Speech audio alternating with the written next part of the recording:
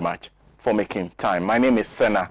Nombo. It's my pleasure to bring you another edition of the program. A big thank you to our partners across the country, specifically in the Greater Accra region. I would like to say a big thank you to Ahunto 92.3 FM. A very big thank you to them. A big thank you to Volta One TV in Ho and their sister station Global FM. They are also carrying us live. A big thank you to Sela Radio in Dabala. A big thank you to Shine FM in Akachi. A big thank you to our partners in Tamale, Matambo Radio, Diamond FM. A big thank you to all the other partners. I will get to acknowledge you as we go along in the show. We're very grateful for your continued support for the matter of all talk shows. This morning, there are a few issues tabled, three in particular, that we'll be talking about. The first one has to do with the appearance of the health minister before a probe that has been instituted by Parliament into his attempt to buy the Sputnik V vaccines. Well, there were already issues surrounding that. What Parliament wanted was answers as to what happened, how did it happen. The health minister had only one explanation. Well, I didn't seek parliamentary approval. I didn't seek cabinet approval. FDA did not do the necessary testing. And then I did not even speak to the Attorney General. I couldn't do that because I was under a lot of stress and pressure. And I was not thinking properly. There are already calls for his resignation. Honorable Yunus Afuseni has suggested that if this was a parliament working together, there would have been a censure brought against him. And perhaps everybody will get behind it. But they need 3/4 of the House.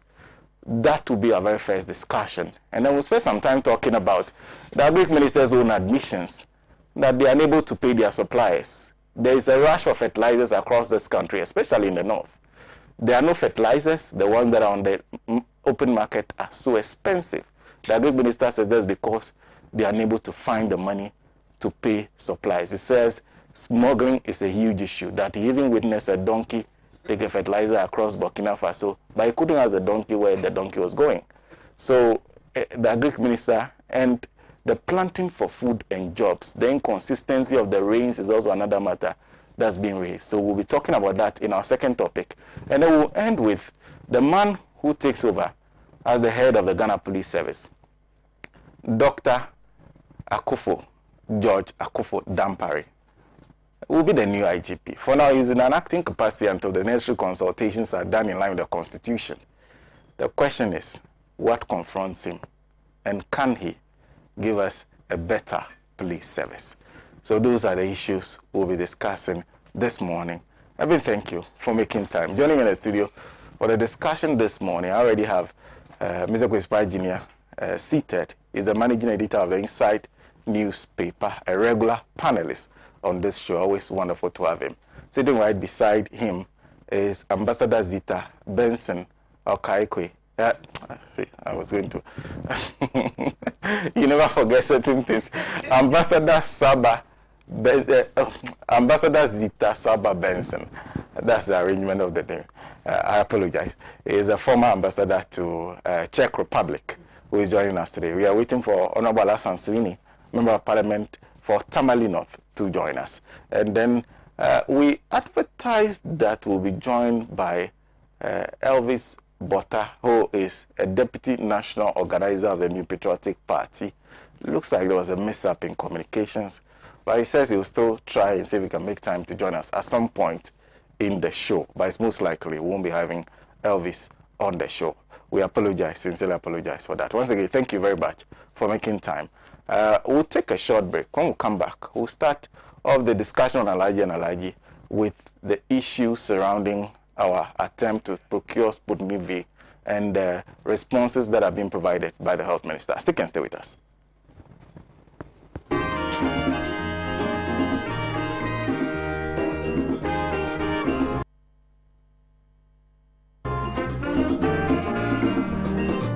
He has labored, he has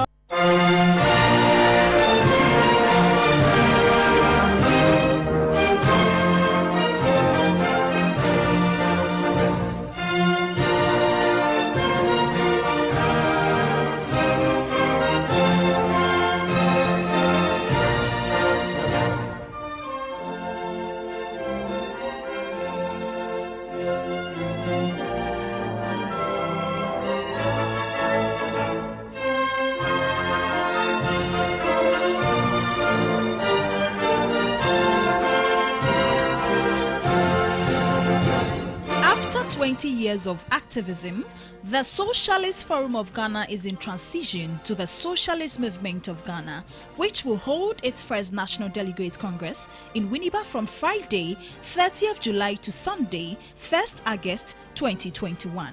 The Congress will be held under the broad theme, a new platform for socialist transformation, and will be attended by delegates from all the collectives of the Socialist Forum of Ghana spread over all of the country.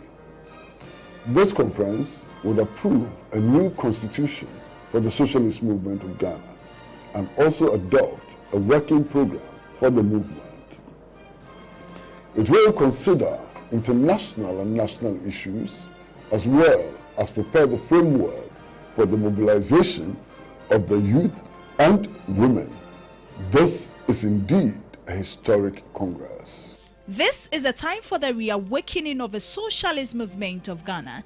It is time for the realization of the vision of ALHAJI for Dr. Kwame Nkrumah and our forebears who fought to liberate Africa from the yoke of slavery and colonialism. It is time to build the Africa we want and to struggle for a world free from oppression and exploitation. Fraternal progressive organizations, the trade unions, women and youth organizations have been invited to the opening of this historic Congress on Saturday, 31st July 2021 at the Windy Bay Lodge in Winneba, 8:30 a.m. There is victory for us.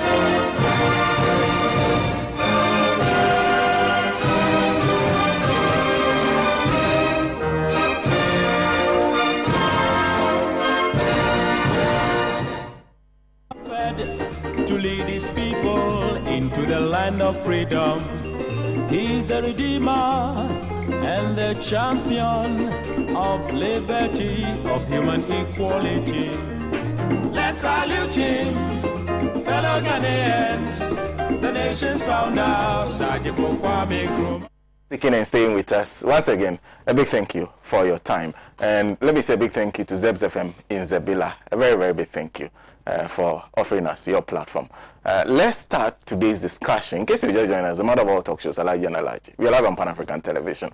Let's start today's show with issues surrounding the Sputnik V, especially the probe that has been done by Parliament into that matter. And I'll start with Ambassador Zita Saba Benson. I got it right. Yes. Wonderful to see you. Thank you, Sena. Good morning, Ankwesi. Good morning to all our viewers. In fact, when this whole thing started, some of us were like, this thing, it just doesn't make sense. It is not right.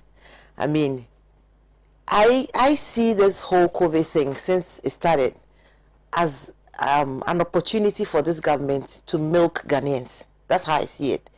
That's how I saw it, and that's how I still see it.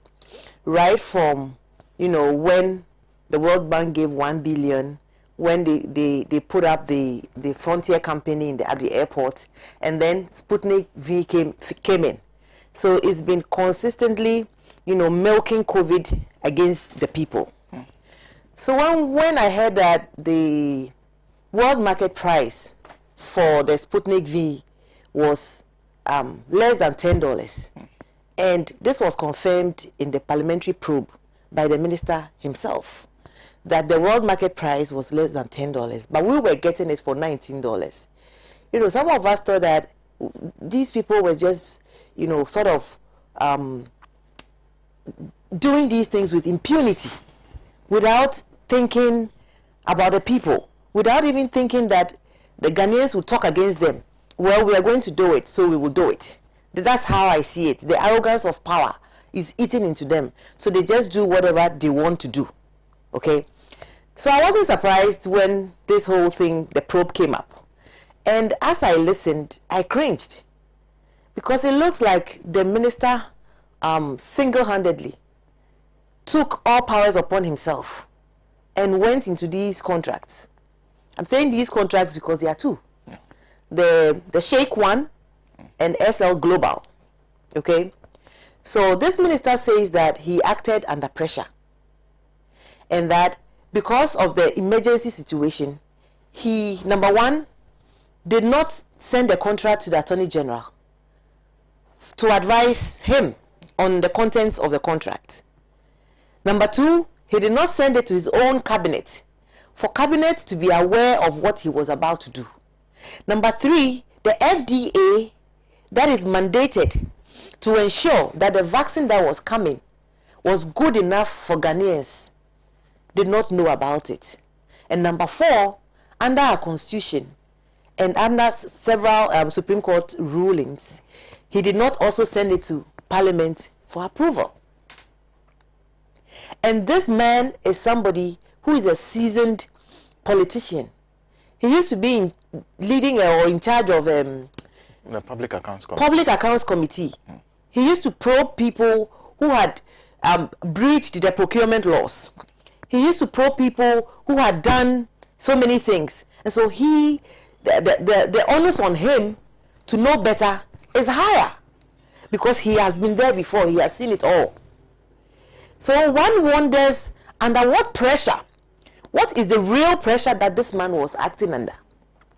Was it the pressure of COVID or the pressure of political power that says that just go ahead and do it and we will protect you? What kind of pressure was the Minister of Health working under?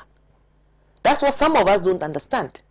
Because I think that in any other civilized world, this man would have resigned by now. And he's bold enough to say that he's not going to resign. He should be sacked. Why is he that bold? Because he knows that the people for whom he acted on their behalf would protect him. So he's not going to resign. Even though Ghanaians are really mad at how he handled the whole thing. And coming back to pressure, he said he was under pressure. So I have some dates here, and I'm trying to understand what kind of pressure that he was talking about. So the negotiation, according to himself, I listened to the probe, was done on the 3rd of March. He signed the contract on the 9th of March. How many days? 6 days. Okay? And then, after he finished signing the contract, before he sent it to the Attorney General for advice, you've already signed their contract. So, what is that Attorney General going to do about the contract that you've signed? The Attorney General is supposed to advise you on the terms of the contract before you sign. But after he comfortably finished signing the contract, then he sent it to the Attorney General a day after. Okay? And then the Attorney General advised him to send it to Parliament for approval. According to him, he was going to send it to Parliament for ratification later. I mean, it just doesn't make sense. So obviously, yes, the minister was under some pressure, but I don't think it was from COVID pressure, because he had 6 whole days within which he could have informed cabinet for cabinet approval and then sent it under emergency to Parliament. And I believe that some of his colleagues were very blank with him. They said to him that there's been other cases that we've used a day, to pass those agreements. You know that when it's an emergency, Parliament will sit, and within a day, you would get the ratification or whatever that you're looking for. So why did you not bring it? Because it's not as if Parliament has not worked under emergency situations to pass bills before. They would definitely pass the contract if it comes before them.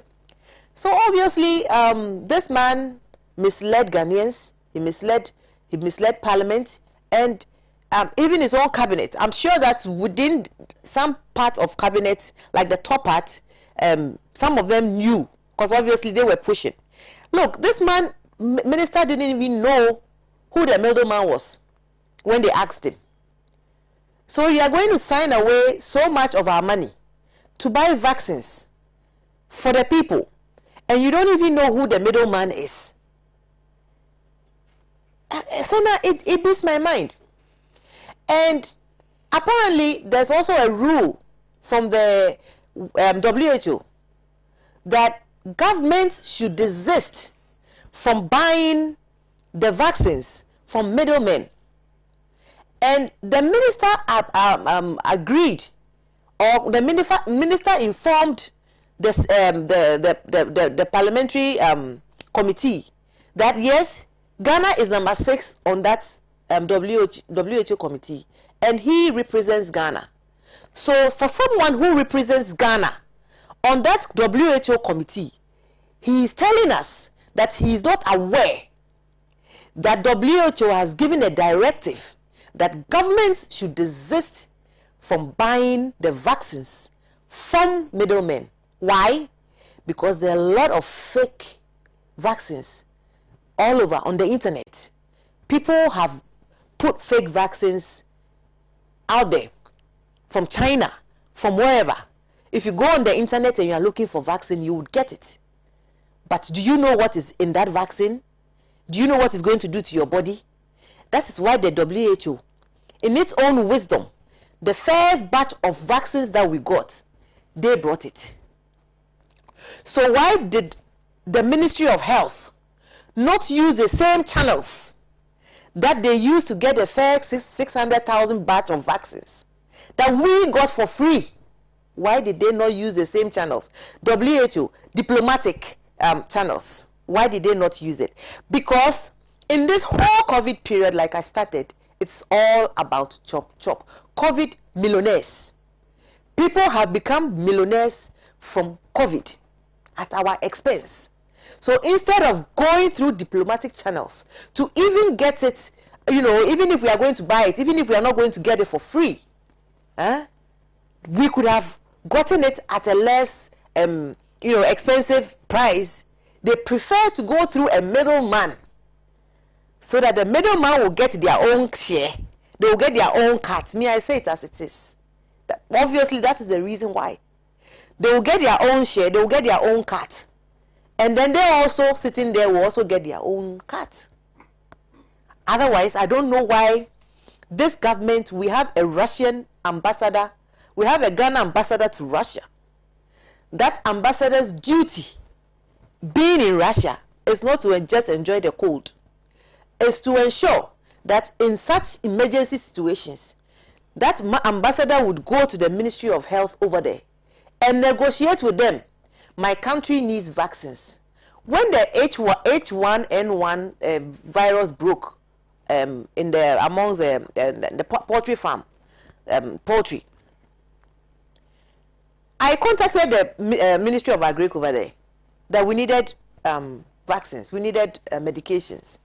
And then I called Hanabisu that the Ministry of Agric, Czech Republic, was willing to help us solve the H1N1 problem with the poultry here. That is how you do it. That is how you do it. You don't go to Middle East to go and get a middleman who then comes and then instead of selling it at $10, less than $10, sells it to you for $19. It's not right. It's not. So I am thinking, why did this and there's an obvious lie. I just received, well, this letter was issued, it was issued on 14th of June from Ministry of Health, and the last but 3 paragraphs is the heading is government contracts another company to purchase 5 million Sputnik V vaccines at $26 per dose.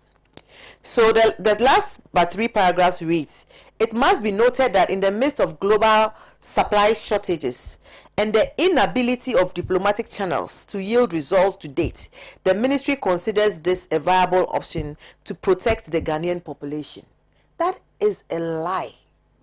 This line, this paragraph in this statement that was issued on the 14th of June is a lie. And I'm saying is a lie based on the minister's own words. The minister's own words to the committee, the parliamentary committee. He was asked whether he used diplomatic channels before he signed the agreement. And he said no. It's on record. Unless I didn't hear him well. So based on his own lie, this is a lie. So if you like, go back and watch and listen to that question and listen to his answer. He said he did not use diplomatic channels. So if he did not use diplomatic channels, how come they issued a letter on the 14th of June, 2021, telling us that there was failure of diplomatic channels? And that is why they had to use a middleman, even against the WHO directives. It beats my mind. Secondly, America, forget about Russia. America has an excess of 500 million doses of vaccines they're about to give away. What is the ambassador of Ghana to the States doing? By now, he or she should be busily negotiating to get some of that vaccine for us here in Ghana. It's been out there in the news for very long that America, they are not, I think it was a Pfizer or AstraZeneca that they got. America is not using AstraZeneca. They're using Moderna, Johnson & Johnson, and Pfizer. Yeah. So they are giving the 500 million they bought of AstraZeneca away to countries that need them. And I think that by now, the ambassador of Ghana to the United States should be busily negotiating for some of that vaccine for free, because they are giving it away for free. If America is giving it away for free, why would you? We need money here to develop the country. Go send your diplomats. Send them out there. Let them go and negotiate for some of those vaccines. They shouldn't just be negotiating for loans and grants and stuff. This is an emergency situation. All countries are helping each other. America took some to Mexico. They took some to other countries. Not because they are poor, but because the people needed the vaccines. It's a global pandemic. If Ghana's situation is not solved, it means that America's situation will also not be solved, because somebody from Ghana will take it to US, to America. So it's like everybody is supporting each other in this global pandemic. So it makes my mind that only in Ghana, when there's a situation where around the world countries are helping each other, the leaders, our political leaders who are in charge, who are to ensure that we get these things, are rather trying to profit of the pandemic. And it doesn't sit well with me. And I'm sure that a lot of Ghanaians are also not really happy about how the whole thing has panned out, especially with all the revelation that came out from the probe. And I think that the minister should do the honorable thing and truly resign. America is not the only one giving out vaccines. United Kingdom is also giving out extra 100 million vaccines. I am not in government, but I know. It's out there in the news. Don't they read? Don't they monitor? What are the diplomats doing? Ministry of Health is out there in the news. So they don't need me to come and tell them. When you read or you listen to the news or you monitor the news, you would know that UK is giving out 100 million doses of vaccines. America is giving out 500 million doses of vaccine. That is where your ambassadors come in. That is where you use diplomatic channels to go in. But this is, I'm not surprised, okay, Sena. This is a minister who I think that right from the word go, when he went for his vetting, he was asked about Frontier. Frontier is the company that is doing the COVID test at the airport. And if you've been monitoring me, I've been speaking about the cost of the COVID test at the airport, because I think that it is extremely high. Okay, $150 for foreigners, $50 for Ghanaians. But in the past, it was $150 for everyone. Yeah. So this man was asked about Frontier, and he had no idea. He said, as Minister of Health, he didn't know how Frontier came about. So Frontier was cooked from the presidency, and he, as Minister of Health, I mean, he just took himself out of the whole situation and said he didn't know anything about it. Which, as Minister of Health, I don't think was right. Because as Minister of Health, he should have been involved. Noguchi is in charge of testing and stuff. Noguchi was also taken out of the equation, and the Nigerian company was brought, and they are taking our money. And how much are they paying Ghana for taking her out of the $150 that they take? How much do we get as a country? And I'm telling you, the money they are making at the airport, the COVID in Ghana, it won't go now, because immediately COVID is over, that cocoa season will be over. So as for Ghana, forget it. COVID will be here for very long. The testing at the airport will be here for very long because that is a milking cocoa season for them. So it won't end now. But this minister also said he did not know about Frontier. And this minister is supposed to be in charge of our health.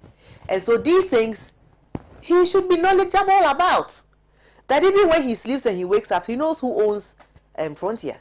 That he should be accountable to the people because he has sworn an oath to ensure that he protects the people, he protects the constitution, but he doesn't know.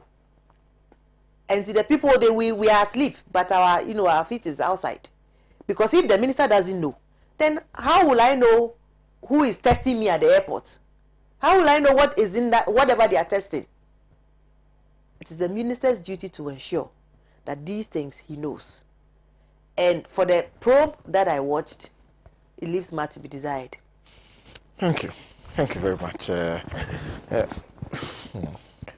Ambassador Benson. Yes, yes. Keep it, Zita Benson. Well, Faroukin Kamali is joining us and has some thoughts to share on this issue. He says, good morning. The government is always interested in corrupt activities rather than to serve the poor taxpayers who stood in the hot sun and voted for him. The health minister must resign and also account for irregularities and the lost funds. 2020 is just around the corner, he says. Let me check our Facebook page, Pan-African Television. We're broadcasting live from there. If you're joining us and you're watching us, please use the opportunity and share a thought or two on the conversations we are having. And when you do, I would have opportunity of reading them. Positive Change Mandela says our current system under the government is very sick. Instead of them creating generational wealth to make lives very comfortable for us, they are rather generating generational debts for the unborn generations to inherit. Okay. Kwansa Ebo Eric says, Uncle Kwesi, I always wish to hear your voice. Keep up the good work from other Ghana. Gafaro Jantong is also joining us saying a good morning to us, says Ghana is sinking under Akufo-Addo. Samadu Mohammed says, I have been missing your show recently due to my tight schedule. I'm very glad to be able to watch you today. I'm Samadu from level 100 student of the University of Ghana. Thank you for making time. ALHAJI Baba is saying Anado and his family are not there to help Ghanaians but themselves. You say Kennedy Bing Ntanan says a good morning. Pan-African, it's a pleasure to watch ALHAJI and ALHAJI. And Mohamed Jandu says all this by NDC MPs. Why did they approve those comments? I would never forgive our MPs. That's coming from him. Means I jump to Mr. Kwesi Pratt because Honorable Sweeney is here to join us. So, Mr. Pratt. Well, I think we are talking about collapse of government. That's exactly what we're talking about. Because if you look at the manner in which we attempted to procure the Sputnik V vaccine, it just shows us very clearly that the government machinery doesn't work. That our constitution has become meaningless. That all the procurement regulations we put in place are nothing. Nothing is working. There's a system collapse, and that's what we need to address.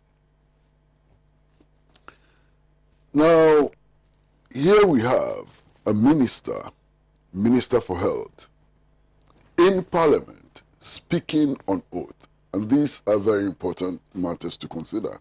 He's a minister of health, he's speaking on oath, okay? In addition to that, this gentleman has been a deputy finance minister before.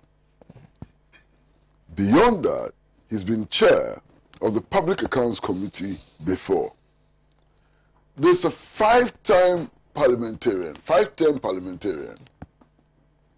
You understand? So you're not just speaking about any ordinary Joe Bloke in the street. You're actually speaking about somebody who comes with some gravitas. You're speaking about somebody who should know and who has been in the system. And if this is what we get from a gentleman like this, then you can imagine what is happening elsewhere.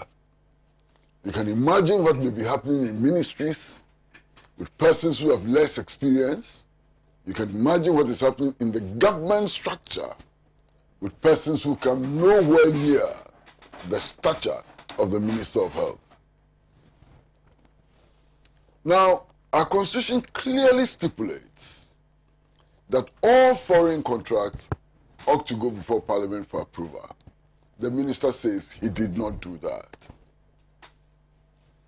Now, normal practice is that when ministries are engaged in such contracts, especially contracts of this value and so on, they go to the Attorney General for legal advice. The minister looks us in the face and says he didn't go to the Attorney General for legal advice. It did not even go to Cabinet for Cabinet approval. There was no Cabinet approval. It didn't go to Cabinet. The minister decided to sign this contract. Now, I'm worried. I'm especially worried about the lies which have been told about this transaction. Because when this scandal first broke, you actually had the whole government machinery organizing press conferences, issuing press releases, and so on. It turns out that everything we were told were lies. That's worrying. Now, if you have a whole government, and every information it has put out about an issue turns out to be false, it raises the important question of credibility. What are we to believe next? That's my worry. One of the earlier statements which was issued was that we had to go to this sheikh, this private businessman sheikh, because we could not get the vaccine from the Russian authorities, and that we had made strenuous efforts to get the vaccine officially from the Russians and failed, and that we had actually been in contact with the deputy ambassador, the deputy Russian ambassador. We had actually been in contact with the Prime Minister of Russia, and that all of this had come to nothing. Sena, my first shock is that we don't have a deputy Russian ambassador. There is no deputy Russian ambassador. And yet our government is telling us that they are dealing with the deputy Russian ambassador when there is no deputy Russian ambassador. Shocking. It turns out that we have never been in contact with the Prime Minister of Russia. Never been in contact with the Prime Minister of Russia. It turns out that our ministries claim that they were the first to establish contact with the sheikh was a blatant lie. Because the minister at the probe indicated that it was the sheikh who contacted them. You understand? And the lies are so many. So many. We were told that the vaccine was going to cost us $19 because of shipment costs, and that the $10 was actually ex-factory price, and that the $9 was going to take care of shipment cost, special storage, and so on. Sena, it turns out that the Sputnik V vaccine is a powder. It's a powder. Doesn't need any refrigeration, doesn't need all of those things that we were told it needed. Can you believe this? That it's a powder, it doesn't need all of those things. It turns out that the $10 is not ex-factory price, and that even some countries have managed to get that vaccine below $10. Can't believe it. Now, you see, when the government was telling us that they had been in touch with the Russian Prime Minister, were they not worried? Because, you see, Russia is not it's not a small country. You understand? Russia is one of the big players in the world. And to lie so blatantly about the supposed failure of the Russian government to assist Ghana, they should have been expecting that the Russians will react. I'm indeed surprised that the Russians up to today have not issued a statement, debunking all the claims that the government had made. And my only understanding so far is that perhaps the Russians value the relationship with Ghana so much so that they are ready to take the flak in order to preserve the relations. Because what our government did was to clearly undermine Russian influence in Ghana and Africa.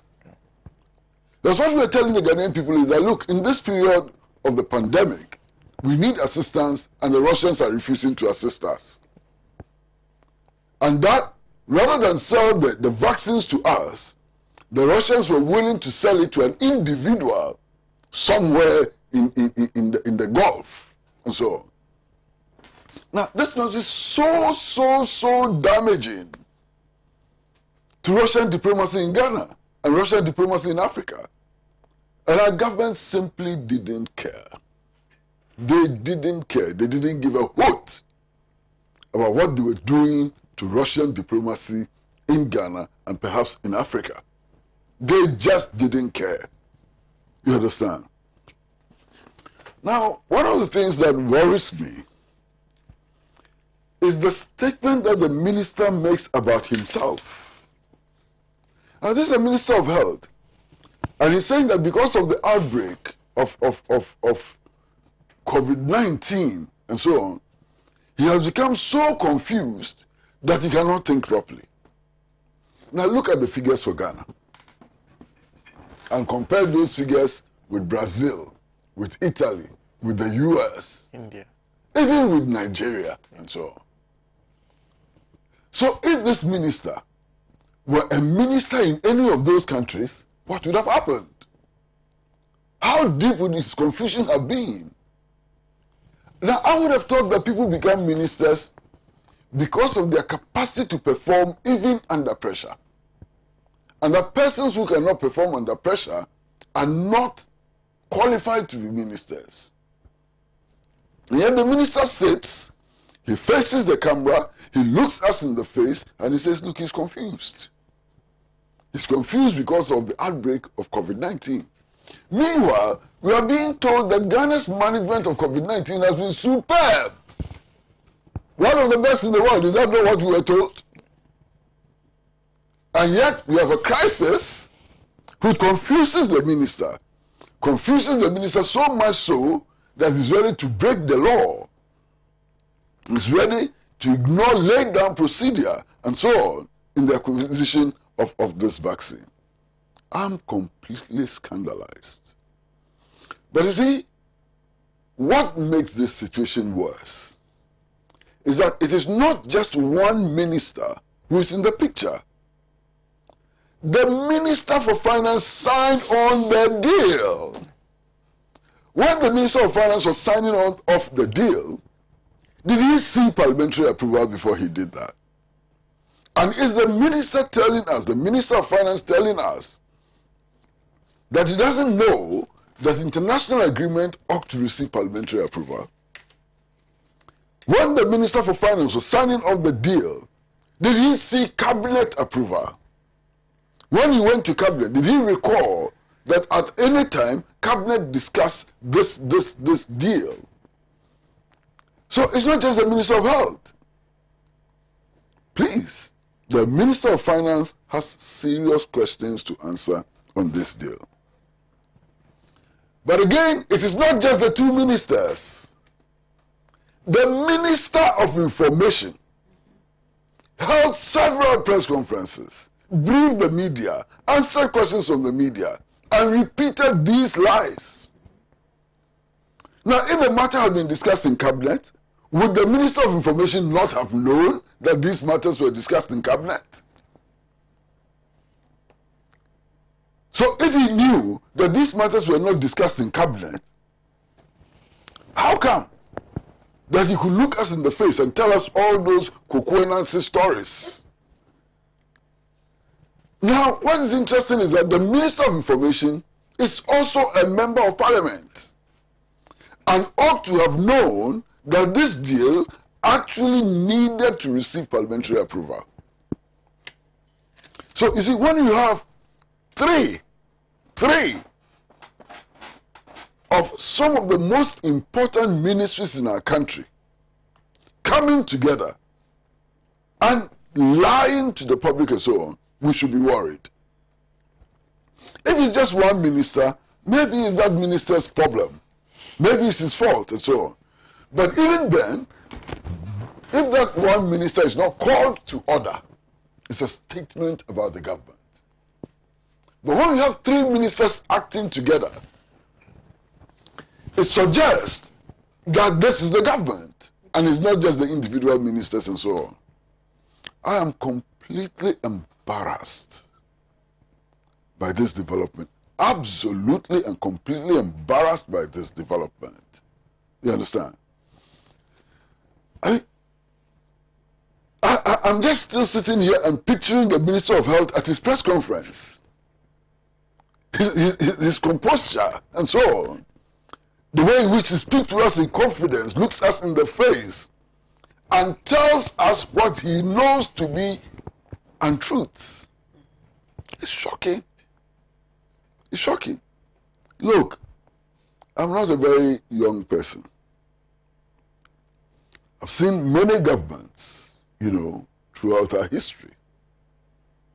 At least, I saw a little bit of the Achampong government in my teen years, of the Nkrumah government in my teen years. I saw the Progress Party government. I saw the Achampong government, both SMC1, NRC, SMC1, SMC2. I saw all of them. I saw the Armed Forces Revolutionary Council. I saw the Liman administration. I saw the PNDC administration, and I saw the Kufuor administration. Of course, that means that I've seen the Mills and Mahama administrations. My goodness, this is the first time I'm seeing this kind of behavior. This is the first time. Look at the package of lies. Everything we were told was false. Everything. Not one was the truth. Everything we were told. Shocking. Shocking. Absolutely shocking. Now, what is even more shocking is the fact that this minister, who publicly admits that he cannot think under pressure, is still at post. And is still at post when the Ghana Health Service is telling us that we are just on the eve of the third wave of the pandemic. So a minister who says that he can't think under pressure, how is he going to manage this third wave of the pandemic? And this is his own statement. It's not that somebody said that he couldn't think. He himself is saying that, look, when he's under pressure, he can't think properly. And we are just about to enter the third wave of the pandemic, and the minister is still at post. In all of this, during the week, I was saying that there was one gentleman that I really pitied. And I really and absolutely pitied that gentleman. When the scandal first broke, you know who they put out to go and defend it? Yeah, I remember. The young, brilliant Deputy Minister of Health. Young man with a whole future ahead of him. I'm talking about Dr. Okoboy. Sent him to every radio station, to every television station, to go and do this. Poor boy. Poor boy. Look at what they've done to him. But you see, this also brings to the fore the need for individuals to be principled. Individuals. You understand? Because if you enter government for the sole purpose of getting a post and keeping the post, in the final analysis, you will be destroyed. And this goes to the minister. Look, to be honest about this situation, my suspicion is that there were others involved in this deal. It could not just have been the minister. And from my analysis of what is known so far, I honestly believe that this minister himself did not know the full facts. My suspicion is that the minister was acting to favor some more powerful people that he needed to retain his position. That's my suspicion. That's an honest suspicion. First of all, it is clear that the minister did not know this sheikh.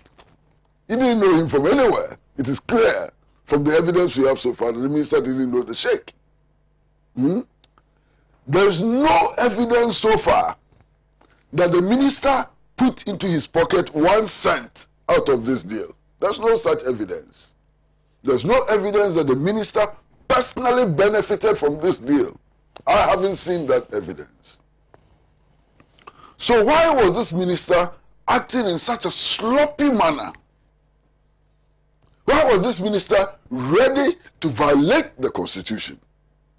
Why was this minister ready to ignore the procurement regulations and so on, knowing very well that under this very administration, some people have been put on trial for procurement, the violation of procurement regulations and so on. Poor, pathetic minister. Poor, pathetic minister. One of the reasons which convinces me that something more seriously may have happened that we don't know, that we may never know, is that this minister was chairman of the Public Accounts Committee, and he displays sterling qualities as chairman of the Public Accounts Committee. I mean, all of us who had the privilege to listen to him, to see him at work as chairman of the Public Accounts Committee, could only admire him. Because he knew the regulations. You understand? He understood the processes and so on. So how come that all of a sudden, all these processes and regulations mean absolutely nothing to him? There is something that you and I don't know. There is something that we may never know. There is something which nobody has spoken about. And it's about the real people behind this deal. Sena, I finish. Thank you. Thank you very much. We're still expecting Nombo. He's indicated that he's on his way to join us. But thank you very much. Just a few messages. Okay. Yes, a few reminders. But let me go to our Facebook page where a lot of you are joining us and watching the show. Let me do a few of your messages whilst we hope that Nombo joins us very shortly. Mary Ebuedu says he said he hid behind some law to do so, and when he's done, he would inform Parliament and Cabinet, which in itself was very criminal. I think it was an executive instrument that he was mentioned. The criminal cartel in government. This is a Kufuor's downfall, MPP's downfall. You are right, Uncle Kwesi. He was protecting the chief of staff. Okay, he mentions his name. I think I've even gone too far already on message. That's from Maria Ebuedu. Nana, she says, thank Uncle Kwesi. I always get some feeling of hope whenever I hear you talk. May God bless and protect you. He sent that from the land of ice and fire, he says. That's Iceland.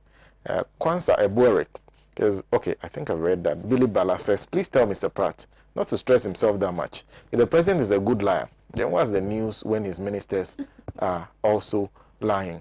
Abubakar Tajuddin says the minister was confused because Ghana performed well in handling COVID-19. That's an interesting one. Martin Nawate says the health minister must be jailed straight up. He says he's a corrupt man. People of their caliber are bringing Nanado's government to his knees. Chris Jenfi Boateng says Russia has not issued a statement to deny because Putin and his oligarchs. Okay. All right. Mohammed Jando says all this mess is caused by NDC MPs. Okay, I think I read that one too. Hamza Junior the Maestro is watching us from Kwanta in the OT region. Chris Jenfi Boateng says present no due diligence. We have the men and pa. Kwesi Okpata says it's a chip of old war. The president father embezzled and invests outside. Okay. Daniel Assan says pride is what is killing Nanado's government because the Bible says when pride comes, then comes disgrace. Theo Hayford, this is a government that introduced the word unprecedented. I can also confirm that the administration is unprecedented in the history of this nation. Truth be told, they are clueless. Gloria Johnson says you ask French president to let go of the money you are to pay for. Is that not a disgrace? Aboriginal says I like the truth and politeness of Kwesi Pratt as a senior general. They sound like okay. People always have to ring somebody else in. Bernard K. always says NDC MPs are part of the problem we are facing. They have the opportunity to disapprove these non-thinking ministers, but they approve them. So what's their purpose in parliament? Princess says, when at all will people take responsibility under this government? Yaotenge is also joining us. Tell Mr. Pratt that I always love his analysis. He's a great man and can be a president. Said, Mabel says they are dreaming. Ghana will be theirs to control at the long run. To them, our parliament is a gutter full of maggots to be consulted on matters concerning the nation. Vincent Kingsford Beatty is also joining us. Says, it's been a while to watch your wonderful show, and I hope you all are doing great. Well, he sent that from Germany.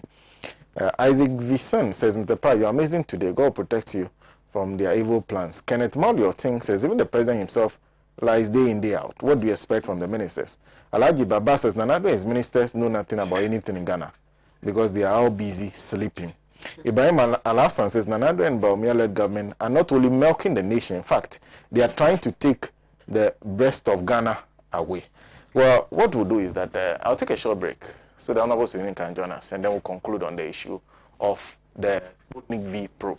So we'll be back shortly.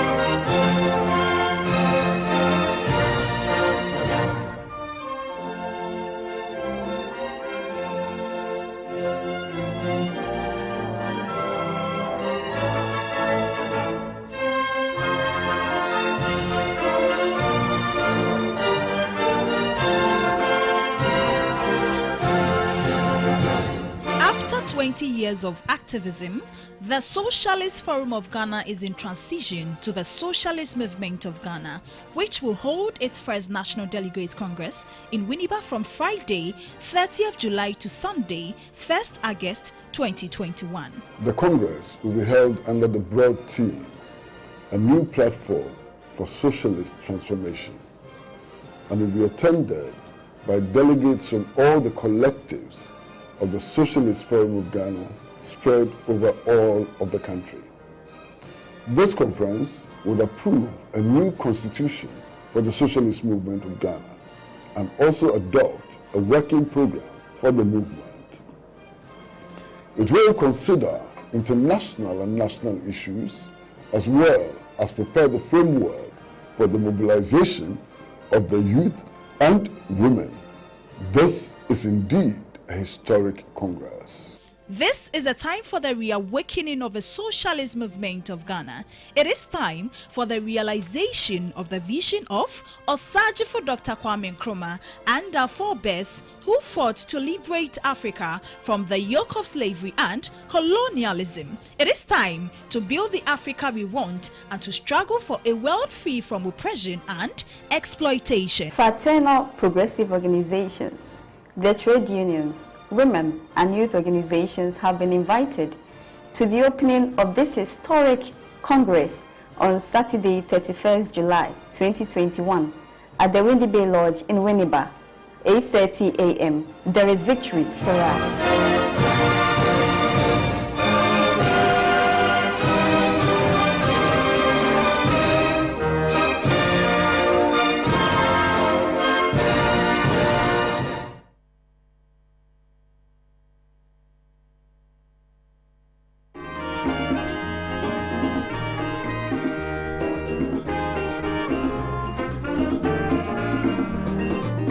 Thank you very much for sticking and staying with us. It's the one of our talk shows, ALHAJI and ALHAJI. Let me just read a message, one message from Baba Musa. Then I'll come to the Honorable Member of Parliament for Tamale North. Baba Musa says the Health Minister has registered himself as a candidate for prosecution in future. How could the Minister sign the scandalous Sputnik V contract even before thinking of seeking parliamentary approval? This was a clear case of attempting to steal money from the public purse. The evidence is in the inflated prices of the Sputnik V. FDA was not also engaged to test the Sputnik V. The Supreme Court ruled that international transactions should be given prior parliamentary approval, and this again was ignored by the Health Minister. The Attorney General's advice was also not sought by the Health Minister, and no cabinet approval. Former Chairman of Public Accounts Committee acting this way. That's from Baba Musa. Oh. Thank you very much, Sena. Let me say good morning to you. Good morning to Uncle Kwesi and Chizita. It's been a long time. Good to see you. And good morning to our viewers. My sincere apologies for the late arrival. I made time to listen to some of the contributions on my way here. And I think that basically many of the areas have been very well covered. So, as it has been said in various presentations already, we all know who Ajiman Meno is. He's not a novice. He's a very experienced politician, a member of parliament, indeed, former chairman of the Public Accounts Committee. So he's expected to know all the procedures when it comes to public procurement, because it was with that knowledge that he chaired the Public Accounts Committee to the admiration of many. So that is who he is. He is not a novice. He is not inexperienced. He understands what it takes to procure in government. Now, what has he done? He came to Parliament in the course of procuring, this vaccine, and during consideration of the ministry's budget estimates, somewhere in March, he told the Committee of Parliament that was considering allocations for procurement of vaccines that there was no way government was going to procure any vaccine beyond $10 per dose, as captured in the budget estimates. He indeed assured the Committee of Parliament, the Committee of Health, that he was going to use his expertise in negotiation to even buy vaccines less than $10 for the country. But guess what, Sena? At the time that he was giving this assurance to the Committee of Parliament, he had signed this controversial contract indicating his willingness to pay $19 for a dose. So what will you call that? Deception, dishonesty, deliberately so? Or, I mean, you can't describe it any other way than that, because he's not an ignorant person. So you can't say it was ignorance. He knew he had signed $19 for a dose, yet days after that contract, he was assuring the Health Committee in Parliament that he was going to employ his skills, negotiation skills, to ensure that government paid less than even the $10, that was captured in the budget for vaccine procurement. So that's what he did. He lied, maybe deliberately, to the Committee of Parliament, and that is what necessitated partly the call for investigations by members of the NDC and by extension members of the committee, for a probe to be conducted into this purchase, because it just didn't make sense. The things we were finding out didn't make sense. Now it is clear that it was not just the deception to Parliament in terms of the price differences, but he actually signed this contract, which was supposed to be an international contract, without cabinet approval and without parliamentary approval. Yes, you can say cabinet approval is really by convention, but parliamentary approval It's required by law. It is stated in our constitution. And he, of all, should know better. Well, he says what? That under pressure. He was under pressure because of the situation at the time, which again, cannot excuse the sloppiness that he showed, because he is expected to know better, and that is why he is there. If people, if we wanted people who can easily buckle under pressure, maybe he wouldn't have been the first person to be considered. The intention or the expectation is that he can withstand pressure. That is why he is our leader. So if he indicates to us that it was due to the pressure at the time that he made mistakes, he is simply confirming his, lack of capacity to be in that ministry. And in other jurisdictions, for self-respect, he would have simply tendered in his own resignation. He would not be waiting for people to call for his resignation. Because everything he has said at that committee shows his lack of capacity to be at that ministry. And that is why perhaps he should not be waiting to be kicked by the president, who may never even sack him. Because why? Based on perhaps briefings that he gave the president somewhere in March assured this nation that we are going to get about 3 million vaccines of Sputnik V. He has not come to give us any updates. And I'm sure he knows about what we are now finding out. I'm sure he knows. Because if he gave the assurance and the vaccines are not in town, if he is the president he is supposed to be, he will be asking questions, or he would have asked questions earlier. And he would have found out that the whole contract was, dubious, and even those that they signed it with perhaps did not even have the capacity to deliver. And so he should have been firing his minister by now. But in his true nature, he will not. He doesn't have the, almost, it's too early in the morning, but he doesn't have it. He can't. He has demonstrated over the period that he just doesn't have what it takes to rebuke his appointees. At best, he celebrates them, with flowery language. He celebrates them. Even when everybody is criticizing them, he thinks they are a blessing to the nation. So I am sure that he knows what we are now finding out, because he would have found out earlier why his promise of 3 million vaccines were not, coming. And perhaps he would have been briefed appropriately if he was not involved in the whole shady deal. That is, he would have been briefed appropriately. But Mr. Do Nothing, he obviously will not do anything about it. But you see, this whole Sputnik V issue is also speaking to a matter I have raised from day one in relation to government handling of COVID.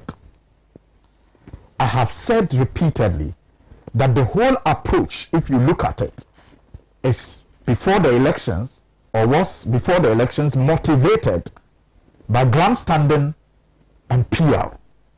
And so every action, every decision that they took was done to tick a box, to feed the news reels, and to project and position the president as some hero in a time of battle.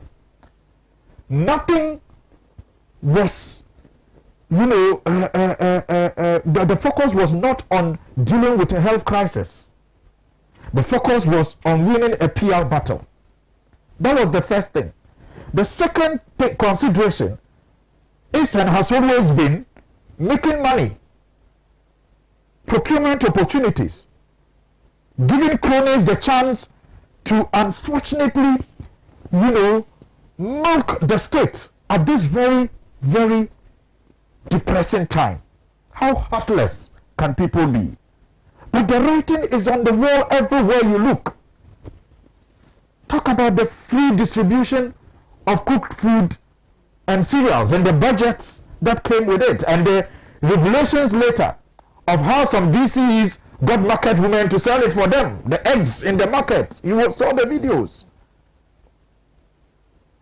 How many people were fed in our communities? Talk about the what do you call it? Almost everything. Look, I have with me here some contracts of, for example, the tea rolls, towels, what do you call them? The tissue paper. Tissue paper that you buy on the streets from hawkers, sometimes for 20 Ghana cedis, 30 Ghana cedis. Do you know how much they procured? 125 Ghana cedis. One piece that you can buy for on the street for 20 Ghana cedis, 30 Ghana cedis. And they were purchasing this in, a huge quantity. So you didn't expect the price to be lower. But they have given contracts like that to people. Look at the distribution of PPEs to secondary schools. Go and look at how the contracts were dished out. The focus was not on actually getting children PPEs to protect them. That wasn't the focus. The idea is good. Get children PPEs. But if it is not motivated by the need to save the children, but just by how much people will make, you will get the results that we got. Whereas the numbers were inflated, the numbers supplied were inflated, where schools that were not provided were captured as schools provided and paid for, and the PPEs prices were also inflated. So that has been the motivation of this government. So I'm happy that investigations upon investigations are beginning to reveal how this country was raped and continue to be raped by the people in power in the name of we are not in normal times. And I'm not saying it. Check the Transparency International website. In fact, they have highlighted Ghana as one of the countries that have been engaged in procurement irregularities, using that phrase not in normal times during this COVID period. And so don't be surprised when our performance on the Transparency International, as far as corruption is concerned, continue to deteriorate under this government. Because the motivation, even in dealing with this very deadly virus, is not to save lives, but is to make money. Look at Frontiers at the airport, making over $16 million from passengers who pay about $150 dollars when they arrive or they depart, and the state getting just a little under $1 million when they are using state facilities, when indeed we have state institutions that could have carried out that exercise. But no, a crony, a friend, a relative, a neighbor had to get that deal. Again, in that transaction, this same health minister revealed during the appointments committee vetting that he got to the airport and realized they were, working illegally. And he didn't sack them. He didn't cancel the contract. He rather took them home and had tea with them and showed them how to get a license so they could continue to rape us. That is the kind of government that we have. So I am saying that this Sputnik V is only one of many examples of how this government, every step of the way, taken in dealing with COVID, have been motivated by either grandstanding or motivated by, an opportunity they see to just rape this country. We commend the members of the, committee that has been put together to investigate this so far. I hope that their findings will be as comprehensive as the questions have revealed so far. And it is my a hope that whatever report they bring to Parliament will be one that the people of Ghana will hail and support. And I hope that the government will learn some very useful lessons from this, committee's work. Thank you, Sena. Thank you. Thank you very much, Honorable Asansuini. Just a few of your messages, and I'll go back to Ambassador Benson on this issue of the Greek minister and some of the things he said and the implications on food security, among others. With the do says, Finance Minister has no respect for Parliament. I quite remember during his vetting, he promised to make available some details to Parliament, but nothing happened and no one is asking questions. Now, he had a maximum of 10 days from 1st June to provide the President Select's jolly trip, only to come back after almost 2 months to tell Parliament to get the answers from the Defense Minister. What an insult, and the Speaker saw nothing wrong. Are we serious as a country? Alexander says, I'm disturbed when, after discussions like this, nothing punitive is brought to bear on the perpetrators. Magdo, please, can the Health Minister be charged for causing financial loss to the state when there is a change of government? He sent that from ALHAJI. And Gain says, the President is clergy and journalists, you say, are all corrupt. If what is happening today were to be under NDC and John Mahama, topics for discussion in the church and morning show will be corruption. Thank you all for that message. Mohammed Awal Osman says that Nanado have advisors. He's watching us live from Germany. Thank you. Nene Akuno Azu says, thank you, Angu Kwesi. Sena, every single minister in this Ekufuado government is a candidate for prison. Oh God, how I wish the death sentence would be reintroduced. That's serious. Ghana will be Ghana again. You say, Bismarck Foley says, oh, Kwesi Pratt is just a whole encyclopedia. May God grant you more life, but in health and wealth. Jiwu too. Nick Kojo says, I admire your excellent take on issues of national interest. But I ask, how do we make manifest all these things said? Ghana never cherishes people like you. You say, Daniel Bush, Sena, please, is this what we were told of a government who had the men? I deeply weep for my dear country, Ghana. What is happening? That's coming. So let me, a few more messages, some which were sent to me earlier, which I didn't go through. We see in the UK, Sena, NDC moved its parliamentary seats numbers from 106 to 137 parliamentary seats, and they are still struggling to do with MPP in parliament. Why? NDC. It is time we do with the governance of the state and cut out MPP constant political propaganda. Ghana police should be powered by citizens to deal with state looting at the expense of state development. Protecting public purse, indeed, Mr. President. Why was Abuga Pele jailed? Sena, Professor Mo suffered at the hands of MPP MPs with constant press conference, sometimes with lies by the MPs, and we are looking on and applaud this Lee's regime. Mr. President, the grabbing is too much for the citizens. Enough is enough, he said. Gideon Montai says, my humble regards to you and your panelists, and I always admire the submission of Mr. Kwesi Pratt. He has always been factual. I wish to see him speak same way he does on Good Morning Ghana Metro TV. Tell ALHAJI Suhini that some of us are feeling so absurd and disappointed following the allowed silence on the closure of almost all pro-NDC radio stations like Radio Gold, Munti FM, Radio XYZ, and the likes. Why so, if I may ask? My sincere regards to all citizens of Ghana with the urge to rise up and speak the truth to power henceforth. Thank you for those messages. Olanyo Nakwetia says, I was very impressed by Mr. Kisie Jabin's depth of knowledge of the law and the confidence he exhibited in answering questions. I can't wait seeing him prosecuting the corrupt officials. And I hope and believe also that Dr. George Dampari would deliver to expectation. Ayu Farouk in Tamale North says, good morning. This government is always interested in corrupt activities rather than to serve the poor taxpayers who stood in the hot sun and voted for him. The health minister must resign and also account for irregularities and the lost funds. 2020 is just around the corner. Hashtag fix the country. That's coming. And let's move on to the issue of, so this one minister after another. Now moving on to the Greek minister. Says some things that raise serious concerns, and we are now finding out actually there are serious issues with fertilizer supply in several parts of this country. The rains are being consistent. Tomatoes, more tomatoes, 1 cedi now.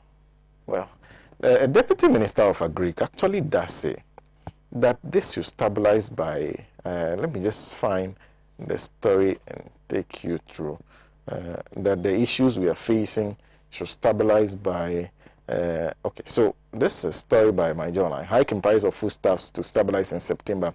Deputy Agric Minister. It says the Deputy Minister for Foods and Agriculture, Yalfred Ponado, has assured the Ghanaian populace of stability in price of foodstuff latest by September. According to him, the ministry hopes that with the given month in October, there will be more supply of goods and produce, which will help settle the upsurge in prices. Quote, it is our hope that once the new produce have been harvested by the end of October, by the end of September, October prices will stabilize because we are going to have a lot of foodstuff in the market, and naturally the demand and supply will settle the price. This, he said, was because of the new crops planted, because the new crops planted will be harvested between August and September. So let me start with Ambassador Benson. Thank you, Sena. First of all, what's it called? Planting for food and jobs. Yeah. If you recall, that program was started under the John Mahama administration. You know, after extensive studies, the John Mahama administration decided that we needed a program for food sustainability. So we brought in a program called, let me look for the name, Modernizing Agricultural Productivity to the Local Economy, in conjunction with the Canadian government in 2015. However, there was a change of government in Canada, so the program delayed. And in 2016, the program was about to take off. A date was set for March 2017 for that program to take off, the Maple program to take off. And then we lost the election in 2016. So when this government came, then they changed their name to Planting for Food and Jobs. The funding available for that program under the Canadian government was $120 million US dollars, 125 million Canadian dollars. So let's take with $120 million. That is in 2016. So this Agric Minister is telling us that 120 million US dollars of Canadian money that was injected into this program after 4 years is finished and the program is dying. Is that what he's saying, Sena?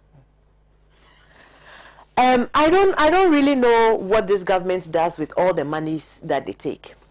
It reminds me of the story of the talents in the Bible, where people were giving monies to invest, and someone went to bury theirs. You have been given a grant of $120 million to invest in food. Food is supposed to sell for itself. So what the Agric Minister is saying is that they have misused the money is finished, and the program is dying.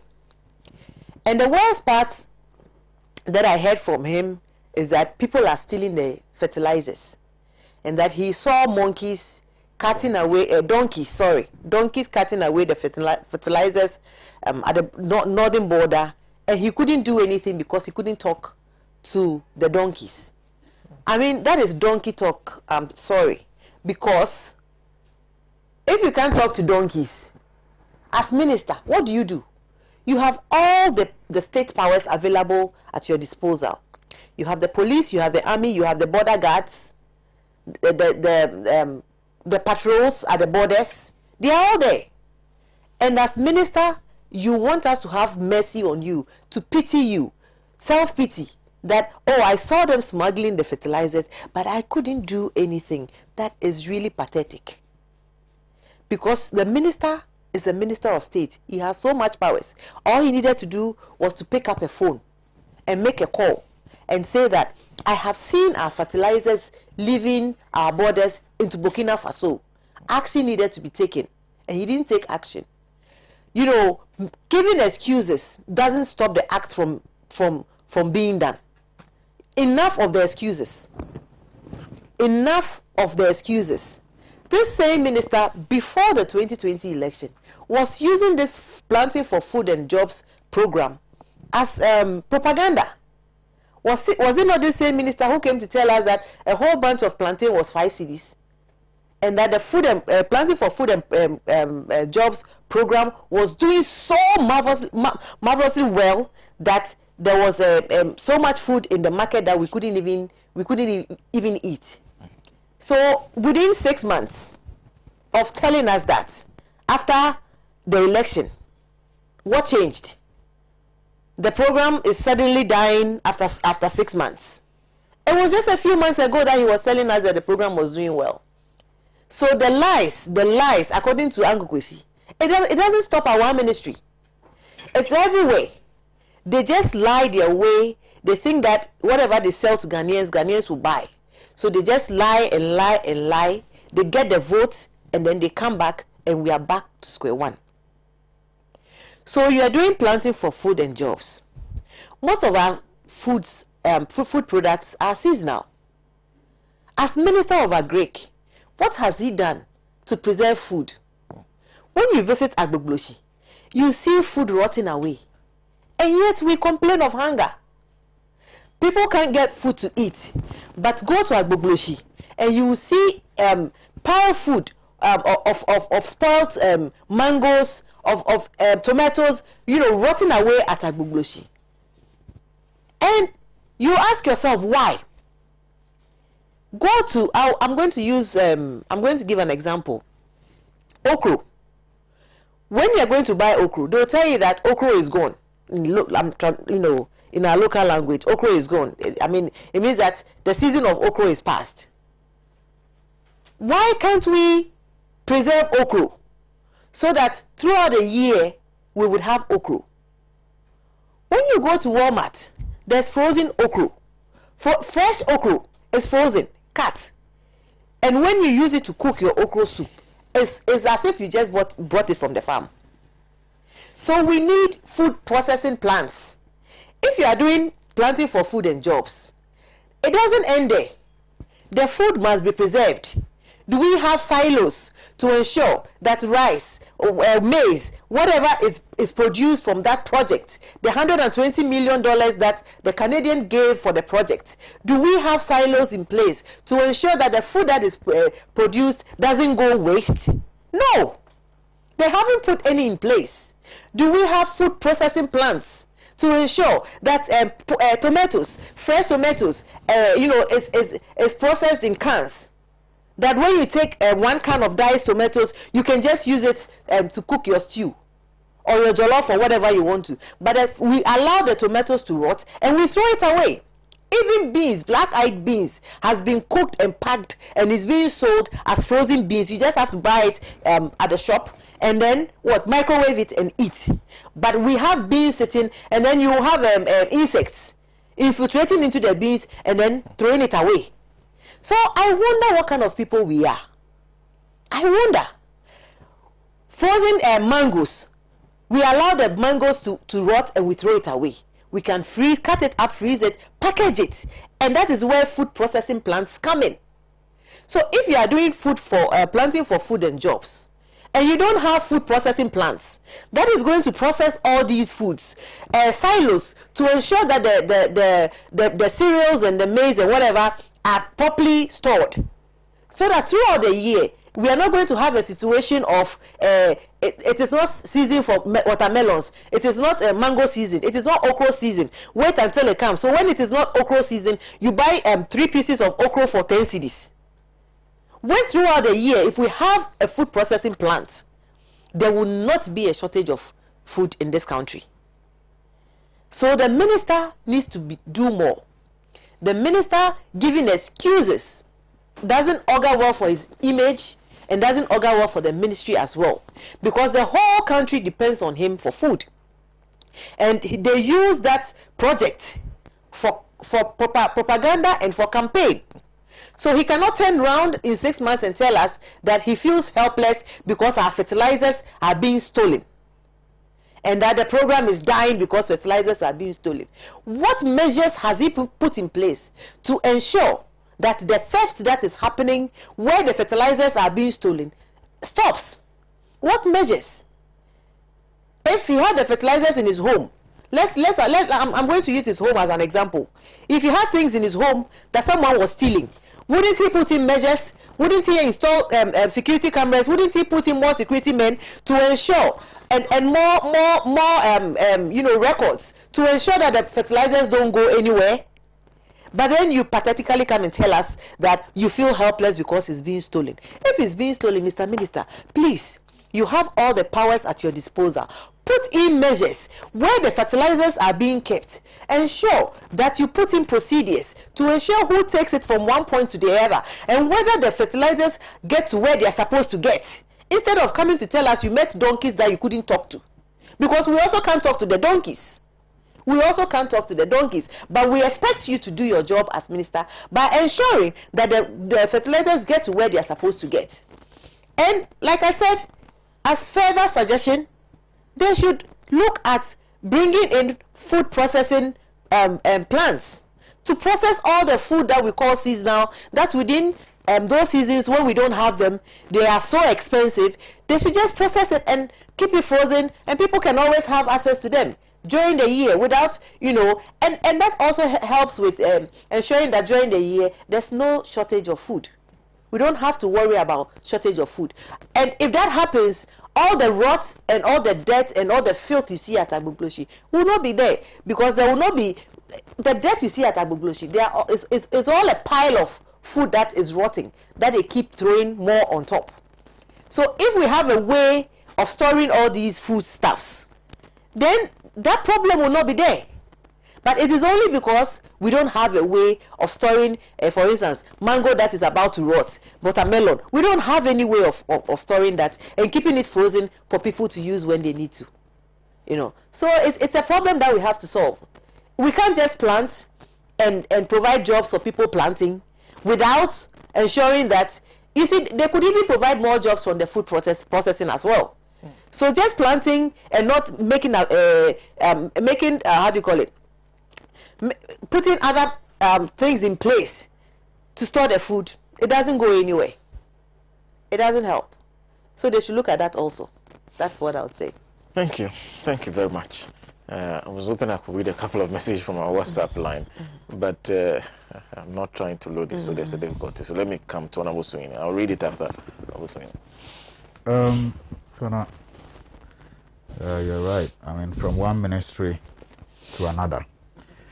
Maybe even in the first discussion, we didn't finish the ministries that are involved in the cover-up that is proving to be very difficult. When I spoke of how the Minister of Health lied to the Health Committee in Parliament, I failed to add that after the news broke about this, Sputnik deal, the Ministry of Information actually put out, organized a platform for the minister and his appointees to also mount that platform to continue the lies about how this deal was going to help the country. And the Minister of Finance, we know, is also part of this whole deal, because he also signed, the deal off. And so you hear people now say, oh, the minister before the committee showed some honesty and some remorse and is apologizing. And I'm asking myself, are you sorry because you got caught? Indeed, because from day one, the intention was not to be sorry. The intention was not to be forthright. Now, so to the agreed ministry, so it then tells you that this is the character of the whole government. I mean, and if you recall, I think I have said it here before, that the gross incompetence of this government is not as insulting or as annoying as their, their dishonesty. It just gets to you that they think you are so dumb and so stupid that they can actually make you believe that their gross incompetence is a savior. But for that level of incompetence, I mean, this country would have even been, it just gets to you. And it's not the only one, Sena. I'm happy Honorable Zita talked about the MAPL program. The MAPL program was actually what they,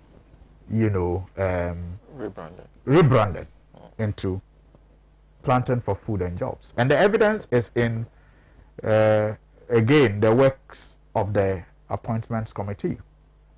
When the Minister of Agric appeared before the Appointments Committee, I took time to take him through the facility that was secured for the MAPL, which became the seed money for the PFJ.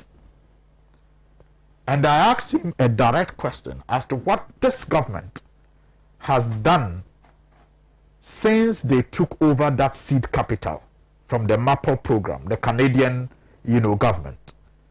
What other facility have they brought on board to keep this PFJ as now rebranded running? And he had no answer. His only response was that after that facility from the Canadian embassy, the government of Ghana took it over and has been sponsoring it through the yearly budgetary allocations. And so that budgetary allocations to the ministry have been increasing over the years because of their support, for Planting for Food and Jobs.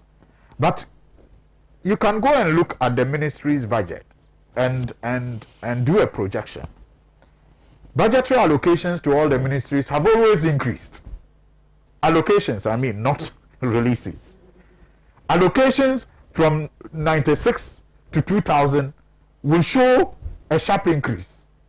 Allocations from 2000 to 2004 will show a sharp increase. They always increase every year. So those increases themselves are not enough to account for projects, special projects such as the MAPL was supposed to achieve, or as it was rebranded to Planting for Food and Jobs. So there's simply nothing they have done. They simply inherited the facility from Canada and have done nothing to grow it. That aside, what have they done? We'll come to that. But I was talking about how the dishonesty hits you and is so annoying. Again, Sena, there's a certain subtle level of bigotry that some people in this government have. And it's so subtle. Sometimes it takes less than, it takes more than an average mind to see it. You remember? It was his own deputy who was forced to resign or was sacked as a result of, comments that people from the north did not find pleasant. You recall? Honorable Kito. Again, you recall that it was this same minister who said that but for Planting for Food and Jobs, people from the north would not have had block houses and zinc, aluminium roofing sheets. It was the same minister who said that. And just don't interpret what is said now about donkeys carting, fertilizer across the border in the figurative way that it is put. No, it goes beyond that. It goes beyond that. It is that subtle disdain and, a feeling of resentment towards people from that area and their low level of life that they feel they have. That mythical belief, donkeys, they live with donkeys, and it is all it is in that psychology that you get such utterances coming from the mouths of such people. It is bigotry. Look, I have said it repeatedly. I'm a very, very proud Northerner. I'm a proud Ghanaian, and I'm a proud African. So I feel no, offense at all when someone from another part of the country, say a Voltarian or somebody from the Ashanti region, also, shows his or her pride in his identity or her identity. I don't feel any offense. You should be proud as a Voltarian. You should be proud as someone from Fantiland or from Ashanti. But collectively, we are proud Ghanaians. Beyond Ghana, we are proud Africans. But when you begin to feel that you are more important, or you are more knowledgeable, you are more modernized, you are more exposed, and so you are more entitled than others, when you begin to look down upon others, that is bigotry. That is no longer showing pride in who you are. That is bigotry. It is unacceptable. Feel proud of who you are, but allow another person to also be entitled to how proud he is or she is of where he's come, and without looking down upon that person. But you see some people in this government with that level of disdain. So you will have their great minister before now tell us that but for planting for food and jobs, people in the north would have been living in mud houses. As if we don't know his hometown. No, it's true. Some of us have traveled this country, and we know all the localities of every community. So yes, if you go to very indigenous localities in the north, you find mud houses. But if you go to the Volta in Ashanti, you find mud houses. Should anybody look down upon people because in their local communities they have mud houses? That the people in the north start building with blocks and roofing with aluminium sheets because just in 2017 government started a planting for food and jobs? When you have that mindset about people of the north, that is insulting. But it is that same mindset that will lead him to say that he can't see the people there. It is only donkeys that are crossing with the fertilizer. That's bigotry.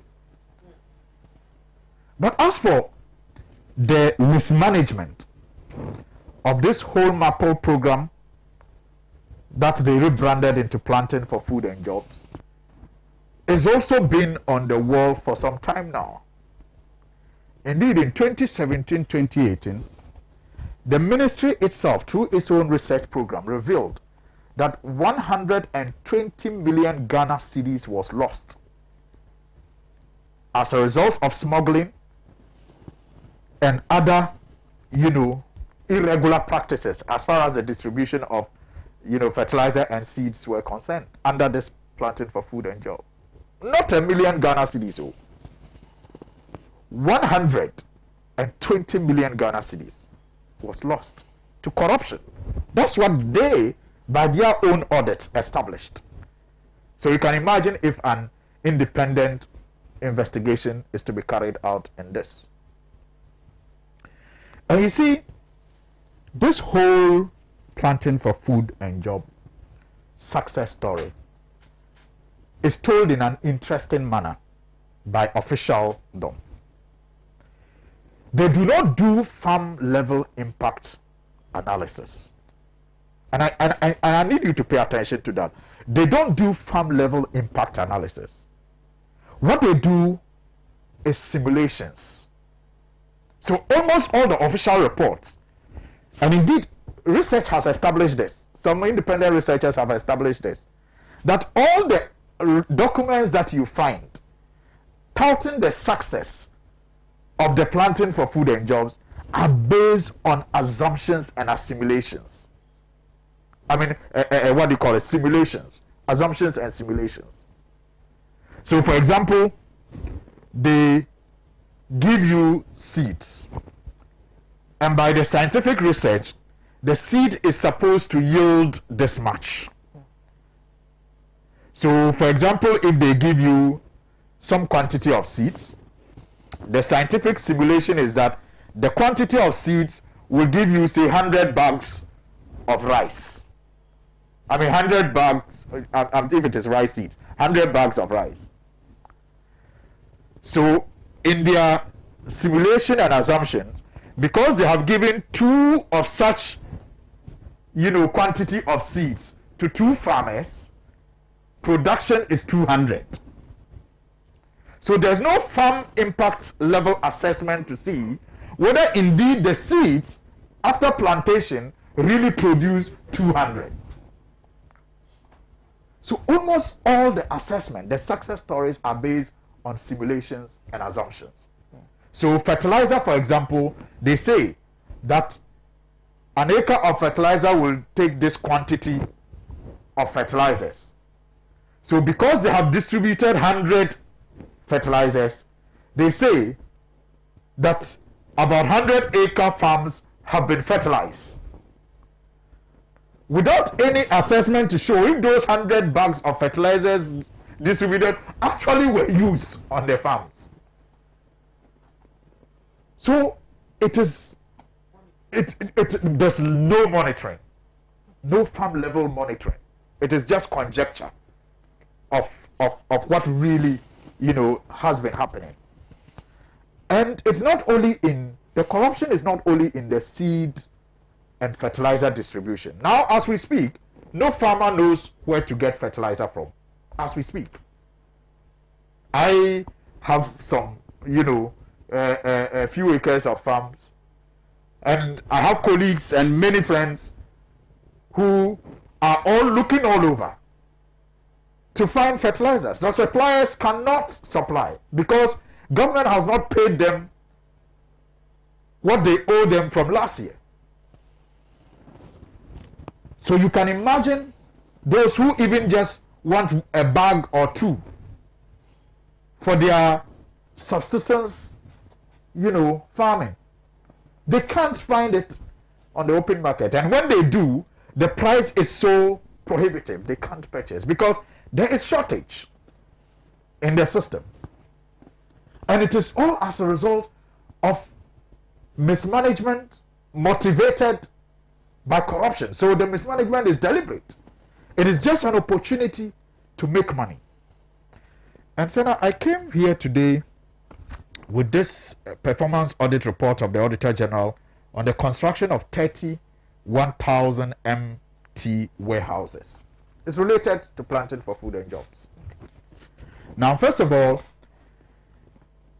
it talks about the government's intention to construct 31,000 metric tons warehouses because they anticipated high yields from the planting for food and jobs. This was a program or a project that they started in 2017 to construct 30 warehouses across the country because they anticipated high, production of cereals. First of all, they put down the figures. For example, they said that our cereal production was about 851,000 tons in 2017, which is wrong. Because if you just check even the Food and Agriculture Organization website, it will tell you that rice alone by 2016 had gone beyond 1.7. But they put cereal production at 851,000, whole cereal. And that they were going to increase it to 5,477,675 tons by 2020. Now they suppressed the figures that they came to meet, and that's the point I'm making. And then they said that they were going to increase it by 5 million tons by 2020, and so they needed to to construct these warehouses. So they quoted a figure of 70 million Ghana cedis for the construction of these warehouses. Now, this report by the Auditor General, Sena, is interesting. It reveals how, when a government is motivated by procurement to loot, I mean, they are unable to do what would have been, a good project well. They are unable to do it well. So, as we speak, only 5 of the 30 warehouses have been completed. The report will tell you how they have overpaid almost all the contractors. They have overpaid all of them. Yet, there is no work to show the level of payment that they have received. How even the projects were so hurriedly put together and contracts awarded in very dubious ways against the advice of consultants, and how such pieces of advice that were ignored eventually have come to increase the cost of constructing these warehouses. In one instance, we are told that the warehouse is constructed in a waterlogged area, and even when the team went to visit, that is one of those finished ones, the one of the 5 finished. When the team went to visit, the place was flooded. A warehouse without windows. There are windows that you can't even open. They show pictures of it. The windows are for ventilation, so that at least the cereals can. But they design the windows in such a way that it can't open, and the place is flooded. But they have constructed it there and taken the money. They overpay the contractors so that the contractors will buy pickup trucks for the ministry to do monitoring. The contractors take the overpayment and have not bought the trucks for the monitoring. I mean, every page you open in this audit of the warehouses, you are hit with how corrupt this whole project is. 30 mere warehouses. The focus and motivation has been to make money, to just give, contracts to cronies and friends, and rape the states, unfortunately. So I'm not surprised that after they have spent carelessly the Canadian facility and increased government allocations, we have no results to show the anticipated growth that we're expecting in cereal production is not witnessed. So the warehouses, even if they were finished, those that are finished are lying idle and corruptly done, and prices of cereals and other food products on the markets are skyrocketing. And yet we don't have money to pay suppliers, seed suppliers, fertilizer suppliers, and so because of that, this farming season, we are having to deal with all the very, very terrible news reports that we are getting from farmers. Even though they have gone to announce an increment in the planting for food and job fertilizers and seedlings, they are not even available for the farmers to buy. The farmers were complaining at first that because of how COVID has hit them, they were expecting that government will cushion them more, because they didn't even enjoy the free electricity.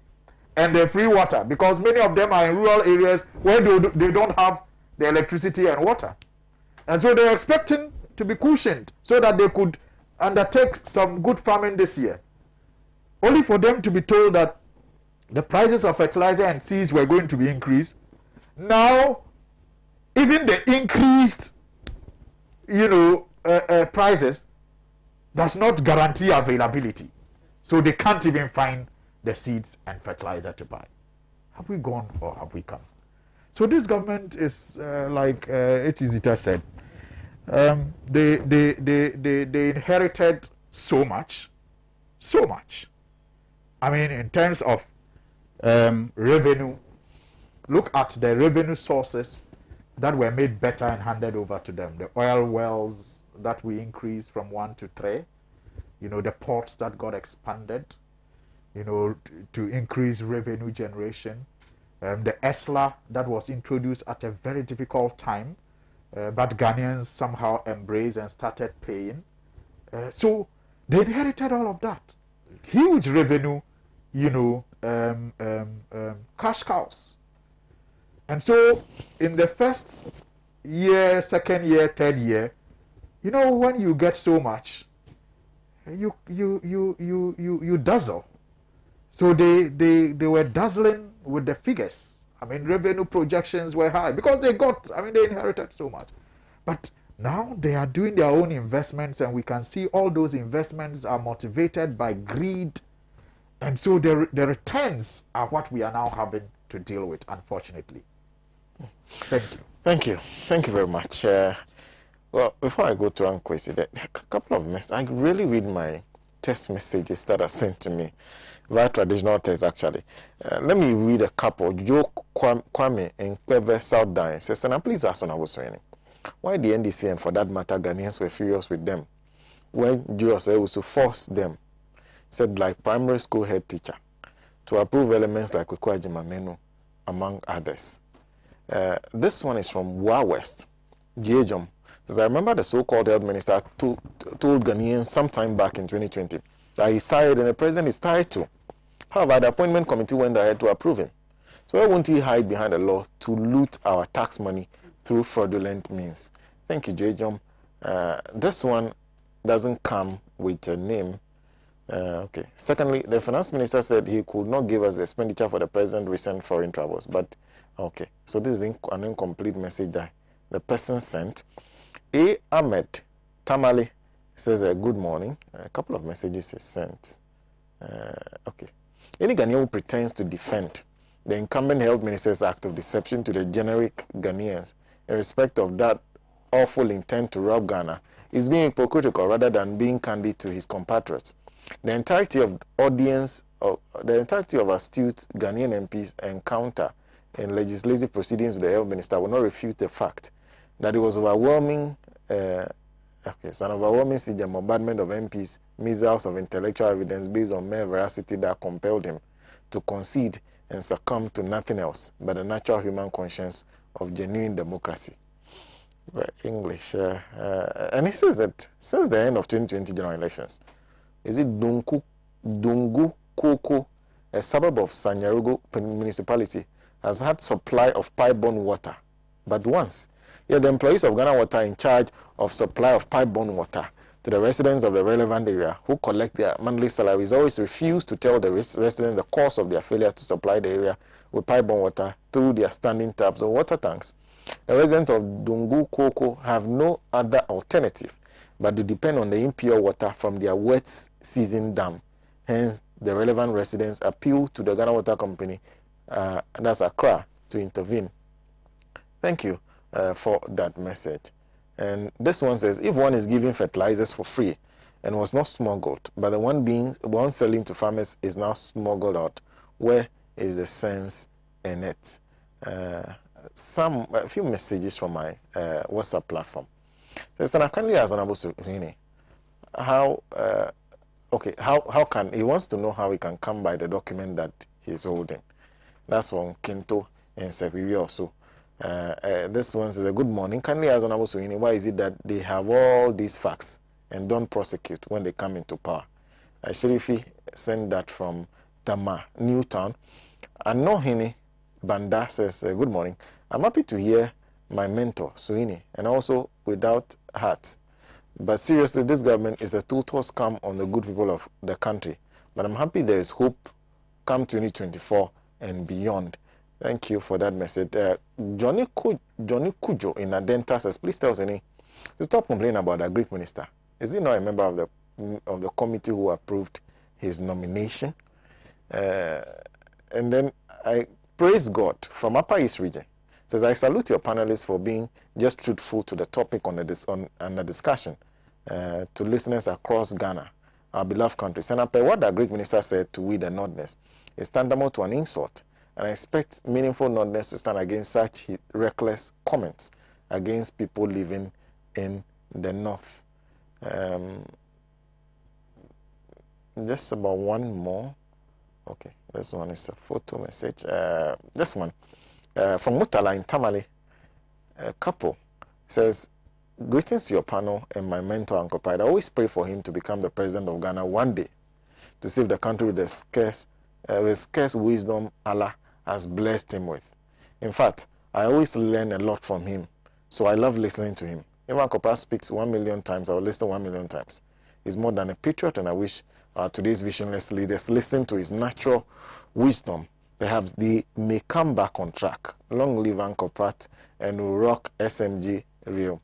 And then a few more. Says, in fact, I absolutely agree with my mentor, Pratt. There's something fishy behind the scenes. We all don't know, but very soon, the pungent smell will be out. Time they say will tell, but 2024 is just around the corner. And he says, tell my northern brothers, especially the Ebo Suhini, to put the smoke hats. Let me just finish that, then I'll go to Mr. Pratt. I'm just getting a couple of calls on the same line. Okay. I just like to read, some of the, just three of the, conclusions. Okay, let me just finish that, then I'll come to you. Says, tell my northern brothers, especially the able Suhini, to put the smoke hat on next time to the show. He is really from the north. Like my mentor Pratt has distinguished himself from when he's giving his presentation on Obasima. Let me break this. Okay. Thank you. Thank you very much. I think Suhini always puts on a hat. Yeah, sometimes well, especially weekends. Go ahead, then we'll move So, for example, payments for works. This is on this part of the finding. It says, the project management team of the ministry did not adhere to its monitoring program it had put in place. As a result, the ministry paid an amount of 1.2,044,527 Ghana cedis for activities not carried out and failed to honor certificate within the time specified, contrary to clause 43.1 and 42.4 of the conditions of contract for the warehouses. The selection of project sites and choice of designs for the construction of the warehouses were to be influenced by scientific data through feasibility studies. This was meant to afford the ministry with in-depth knowledge on the most cost-effective sites and design choices considering all variables. The ministry did not carry out a feasibility study on the proposed project sites, and this affected the choice of sites and substructure designs of some of the projects. Though the ministry put in place measures to ensure that the projects were executed to specifications, to project budget and within schedule, it did not adhere entirely to these measures. The ministry, through its consultants, ensured that the projects were delivered to specifications by adhering to quality control and quality assurance measures agreed on. However, the ministry failed to ensure that vehicles meant for monitoring the projects were procured and delivered by the contractors to the ministry, even though they were paid for. This affected the project management team monitoring activities, hence could not verify the status of projects before payments were made. Also, they were unable to track the progress of works to ensure that the projects were completed on time. And the final one, we could not assess the impact of the warehouses against the objectives for constructing them, as none of the completed projects was taken over by the ministry and put to use as at the time of the audit. So even the 5 that have been completed, the ministry is not interested.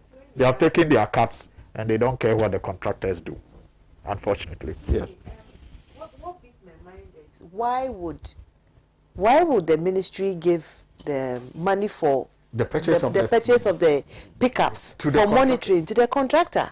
Why can't the ministry buy its own pickups for monitoring? Because when you do that, you are only corrupting the contractor. Exactly. And like Suwini said, the contractors took the money and didn't buy the pickups. But if you're giving funding to a contractor to do something, and they are supposed to buy you the vehicle that you're supposed to monitor, more or less, you sort of compromise you. Yeah. So that they I'm supposed to facilitate your monitoring. Yeah, So I'm not be comfortable that you are monitoring me. So exactly. So the monitors are supposed to be like they're supposed to supervise the contractors. And here you have the contractors buying the vehicles for them. It compromises the whole monitoring program. So that if the contractor gets there, the monitor gets there, and the contractor is not doing the right thing, they just have to give them small money and tell them, go and write in your report that when you came, we've done it. And they'll do that. So that whole thing, that the arrangement with the ministry, the arrangement with the ministry for the contractors to purchase their vehicles, it is just wrong.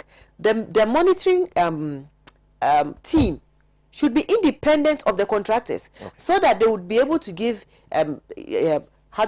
reports that are truthful to the ministry. Thank you. Thank you. This one we're just talking about that. Isaac Nkoforidua says, please, road contractors have not been paid. Well, when I first heard about planting for food and jobs, I was taken aback. Because it then set me thinking, all over these years, since Adam, what have we been planting for? Were we planting for something else other than food? Then it dawned on me that all of this was a meaningless propaganda gimmick. Because the very title of the program, it's funny. You understand? But that's not what we are discussing today. You see, this country went mad. This country went completely crazy after February 24th, 1966. And that's when our problems began multiplying. Look at all the scientific reports on food production in this country. I've seen a few. And all of them tell us that for some crops, we lose 30% after harvesting to weevil infestation and other things like that. Maize, millet, and so on. Up to 30% of some of our agricultural produce is lost as a result of weevil infestation and so on. So what this tells us is that for those crops, if we don't increase output and we manage to deal with weevil infestation, we can get as much as 30% more than what we have today. So what happened? Before February 24, 1966, the Nkrumah government established the Ghana Atomic Energy Commission. And the Russians gave us a nuclear reactor.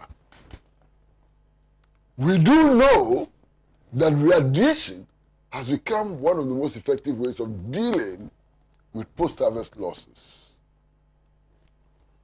Suhini, those who executed the 1966 coup, and today we have friends from the Dankwa Buzia tradition who are still saying that the coup was justified. Do you know what they did? they dismantled our nuclear reactor and sent it to the United States of America. Because the US wanted to understand Soviet nuclear technology. And Ghana readily gave our nuclear, our plant to the US so that they could study it and perfect their own systems. Is that not madness? If this is not crazy, what is crazy? If this is not crazy, what can be crazy? You know, by 1966, February 1966, we had established in excess of 400 factories. A lot of them dealing with agro products and so on. Mm-hmm. We had established, for example, the Bolgatanga meat factory. Mm-hmm. So we had a cattle ranch, and we had a tannery factory and so on, which was all linked also to the shoe factory. Mm-hmm. You had a shoe factory, you had a cattle ranch, you had a tannery, and then you had the meat factory in Bolgatanga. The very smart soldiers who overthrew the Nkrumah government, you know what they did? They went to the cattle ranch. They didn't slaughter the cattle the way we slaughter cattle today. They actually used guns to shoot them. And they used the meat for pepper soup. They collapsed the meat factory in Bolgatanga, collapsed the tannery project, collapsed the shoe factory, and collapsed the cattle ranch. Because they wanted to eat nice pepper soup. That's where we are today. The jute factory was linked with agriculture, the jute factory. What happened to the jute factory? What happened to the production of jute and so on? But you see, I'm not going to dwell on history. I'm just giving these examples to show how crazy the opponents of Nkrumah were and how their craziness has contributed to the destruction of agriculture in our country. And how these elements, these destructive elements, whose combined activities has led to a destruction of close to 500 factories and so on, how their irresponsibility should not be rewarded by giving them power. That's all I'm saying. But you see, today, until recently, the Minister for Agriculture and government generally were telling us that agriculture was doing very well. The planting for food and jobs was doing miracles, to the extent that a bunch of plantain was selling for 5 cedis. You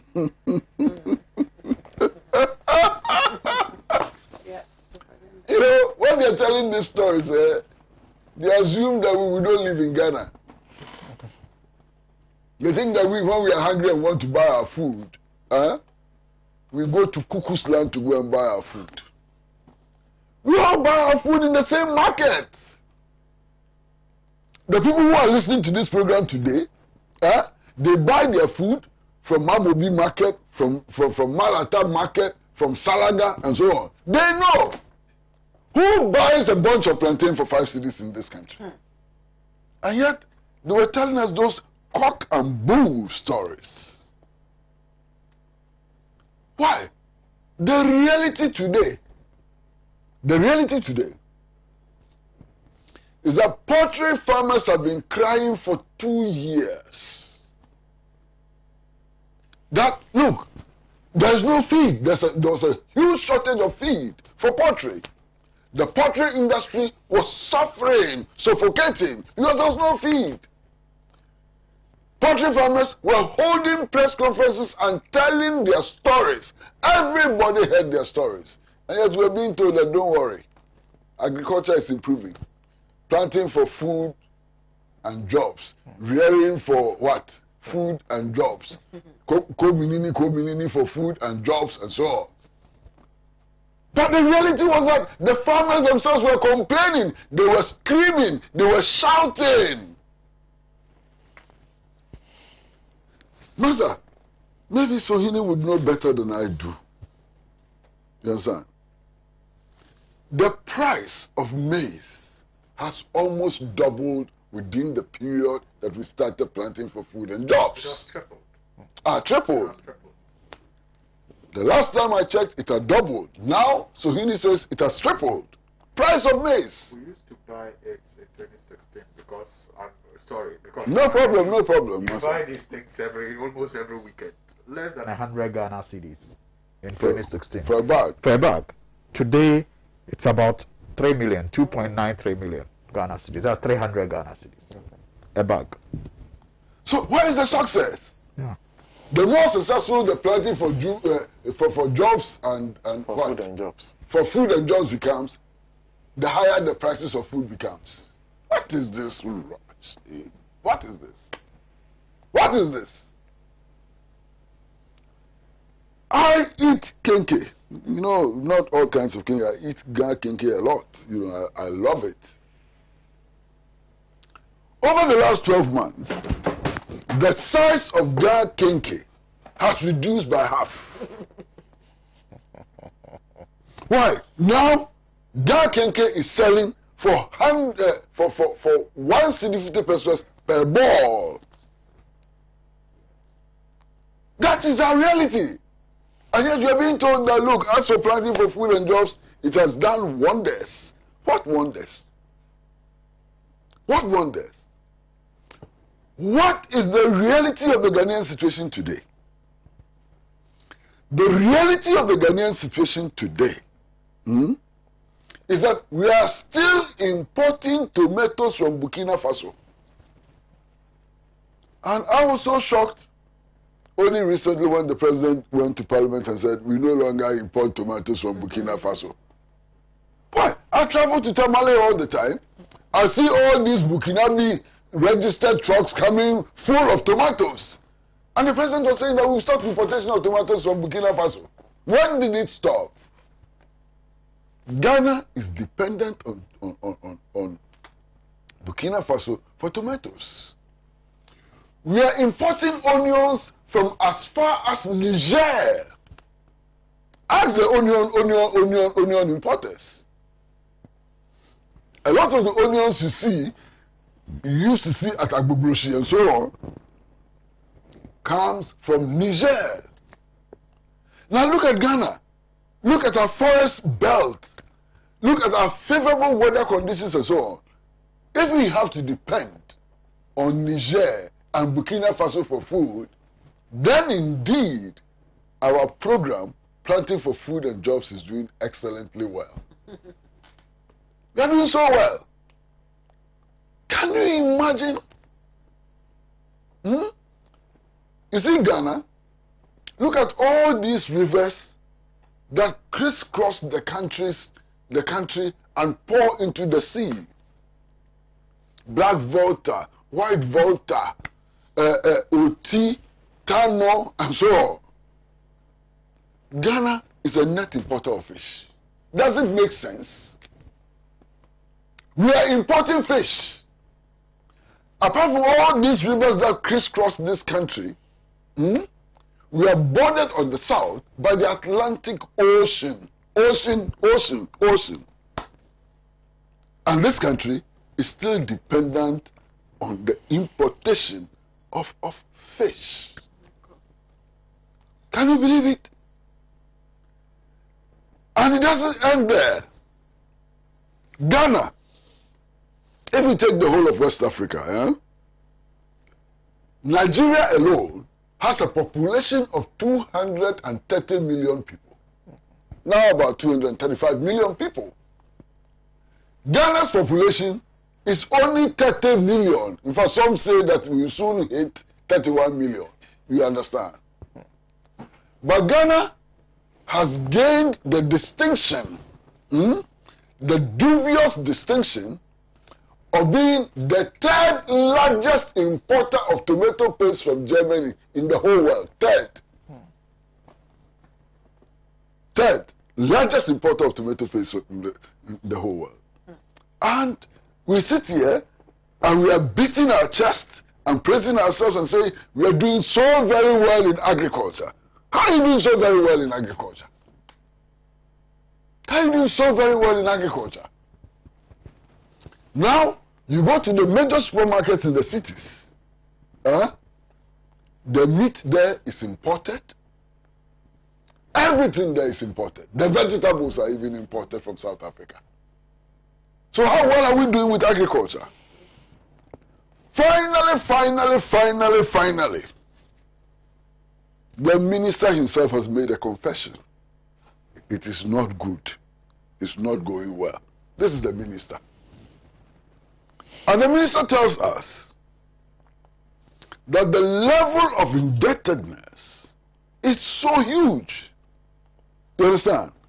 But then, it is not just the level of indebtedness. Last year, the Ministry of Agriculture overspent its budget by more than 100%. What was allocated to the ministry spent more than 100%. But in addition to this over-expenditure, the debts are also mounting. Not long ago, our fertilizer was free, or subsidized, let's say subsidized, okay? At that time, fertilizer smuggling was not such a major headache for us, okay? Now, the government has decided that it is going to sell fertilizer to farmers. Now, fertilizer smuggling has become such a huge problem for us. And the minister looks us in the face and says it is carried on the backs of donkeys to the neighboring countries. And in fact, he's not too sure how the smuggling is done, just that they see them on the backs of donkeys. Because he doesn't understand donkey language, he can't talk to the donkeys and find out where the fertilizers are going.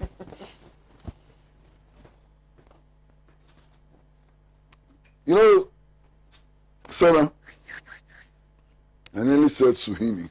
Suhimi has hosted this program so much so that when he's in our midst, I think he's hosting the program. You understand? Sometimes we forget that he's become an honorable member of parliament. Yes. You know. Yes.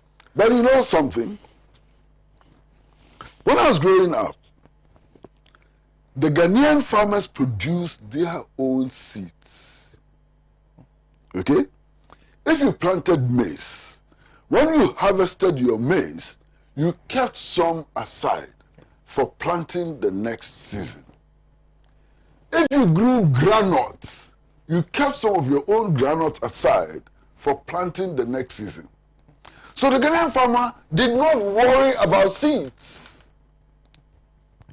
Seed production was part of his vocation, you understand?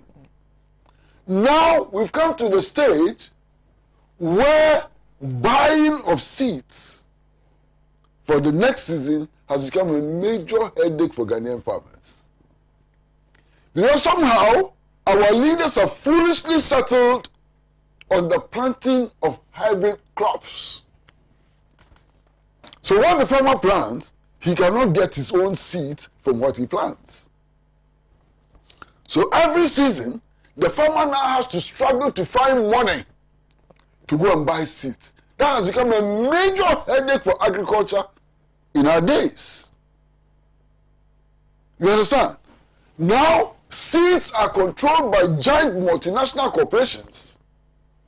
And if these corporations decide to strangulate your agriculture, you are in big trouble. So the control of seeds has become a major problem for agriculture. And I think that we need to think again about that policy which does not allow our farmers to produce their own seeds as they used to do before. You understand? This, I think, is a major constraint on the development of agriculture. What is worse, somehow, our policymakers have also come to the conclusion that now we should become dependent on genetically modified food. And I want to see the sense in that. Now, they've come to the point where they say that we should be dependent on genetically modified food. The problem with that is that now you need to spend huge amounts of money, millions of dollars and so on, also on bringing in pesticides. And once you do that, your capacity to export is also limited. You understand? This whole issue of genetically modified food and so on should be properly thought through. We should not be in a hurry to introduce it. One, also because if you introduce it through pollination, of course, you know I'm not a scientist. I read small, I listen small, and I make up my mind. Okay?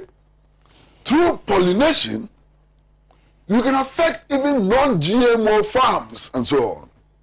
And we should begin to think through these things, properly. The fact is that we are nowhere near the situation where we can be said to be self-sufficient in agricultural production. We are nowhere near that. Recently, I also cook sometimes, Well, I cook, So recently, I went to the market to go and buy ingredients and so on to go and cook some food for friends and so on. And then I was told I wanted guinea fowl. I was told that there's imported guinea fowl and local guinea fowl. You have to make a choice when you go to the market. We are importing guinea fowls from Holland. This country, Ghana, is importing guinea fowls from Holland and other places. And you know what is interesting? The reason why a lot of people prefer guinea fowl to chicken is because it is lean. The guinea fowl is lean. The imported guinea fowl is fat. It's fat laden. In fact, if you look at it with your eyes, and you feel it as a cook and so on, sometimes it even has more fat than chicken, than the local chicken. So this is what we are. We are importing a lot of chicken. Tests have revealed that the chicken that we import is overladen with antibiotics. When you eat imported chicken, you are actually swallowing antibiotics and so on. And yet, we are sitting here boasting about planting for food and jobs and so on, and the minister actually feels so satisfied with himself that he's no longer content with being minister. He wants to jump higher to become president. The guy goes to Kumasi and talks about how his father is a national hero. National hero for organizing Matimihu. Matimihu, champion, national hero. Sweeney, it's okay. Sweeney. Oh, sorry. I think I have to. If you permit me, since my name has been mentioned, so I'll just share some interesting. In fact, there's a message that I have to read to the two of you, but go ahead. Yeah, some interesting details. You see, many people who are following the planting for food and jobs have come to the conclusion that the program is dead, because look. Since April, and I do a lot of farming, so I know, since April, none of the companies under PFG have distributed fertilizer to any farmer since April. And remember, that is the peak of the farming season, at least the first farming season, since April. None. Because there's even contest over how much they are owed by the finance ministry. Some put it at around 800 million US dollars. But according to the records, which is very interesting, the Agric Ministry is saying that they owe about 690 million. So I have looked through the budget statements, and interestingly, I've also seen the Auditor General's report. Okay. Now, the budget statement for 2020, the ministry was allocated about 1 billion Ghana cedis, 999. And the ministry indicated that about 690 was going to be used for subsidies. That is the amount that they claim that they have not used for subsidies, for which suppliers are not able to supply. But if you look at the Auditor General's report, page 145, the Auditor General says that the ministry has spent the 999 that they were allocated, almost a billion. And that the ministry have indicated indeed that they have spent 636 on subsidies. So if they spend 636 million Ghana cedis on subsidies, how come they still owe 690? Who did they pay it to? That they will still owe. Because that allocation was for subsidies in the budget. The Auditor General indicates that they have spent it. Mm-hmm. Yet the Agric Ministry still holds that they owe the suppliers that amount. So how did they spend it? It's interesting. But you see, when you talk of the politics and the propaganda, Sena, 29th October 2020, the ministry issued a memo to people or institutions under the program, indicating prices for this farming season, prices of seeds and fertilizer. So in this memo, they indicated, for example, how much one will pay for fertilizer, fertilizer booster liquid, 45 liter. They indicate, and they also indicate how much government is taking. So you have 48 Ghana cedis for the 25 kg bag, and government will take 32 cedis. 48 for urea, and government will take 27 cedis. That's the subsidy they are indicating. Guess what? Only 2 days ago or so, 13th, a week ago, 13th of this month, they issued another one and have increased the prices from 48 NPK, all types, 48 to 53 Ghana cedis. This time they didn't give you the breakdown of how much government is taking. So you don't even still know if the subsidy is still on it or not. And they have increased urea from 45 to 50 Ghana cedis. They didn't indicate if the subsidy is still on it. But remember what I've told you. Even with this increment, the companies are not willing to supply because they have not been paid the previous year's debts. And so today, on the open market, urea is sold for about 180 Ghana cedis. The open market, 190 Ghana cedis, open market. And you have to even do kalobule to get it to buy. So have we gone or have we come? Like I said, I promised to read a particular message that came into you. I think when we were talking about how much you buy maize, I think somebody, I'm hoping I can retrieve that message.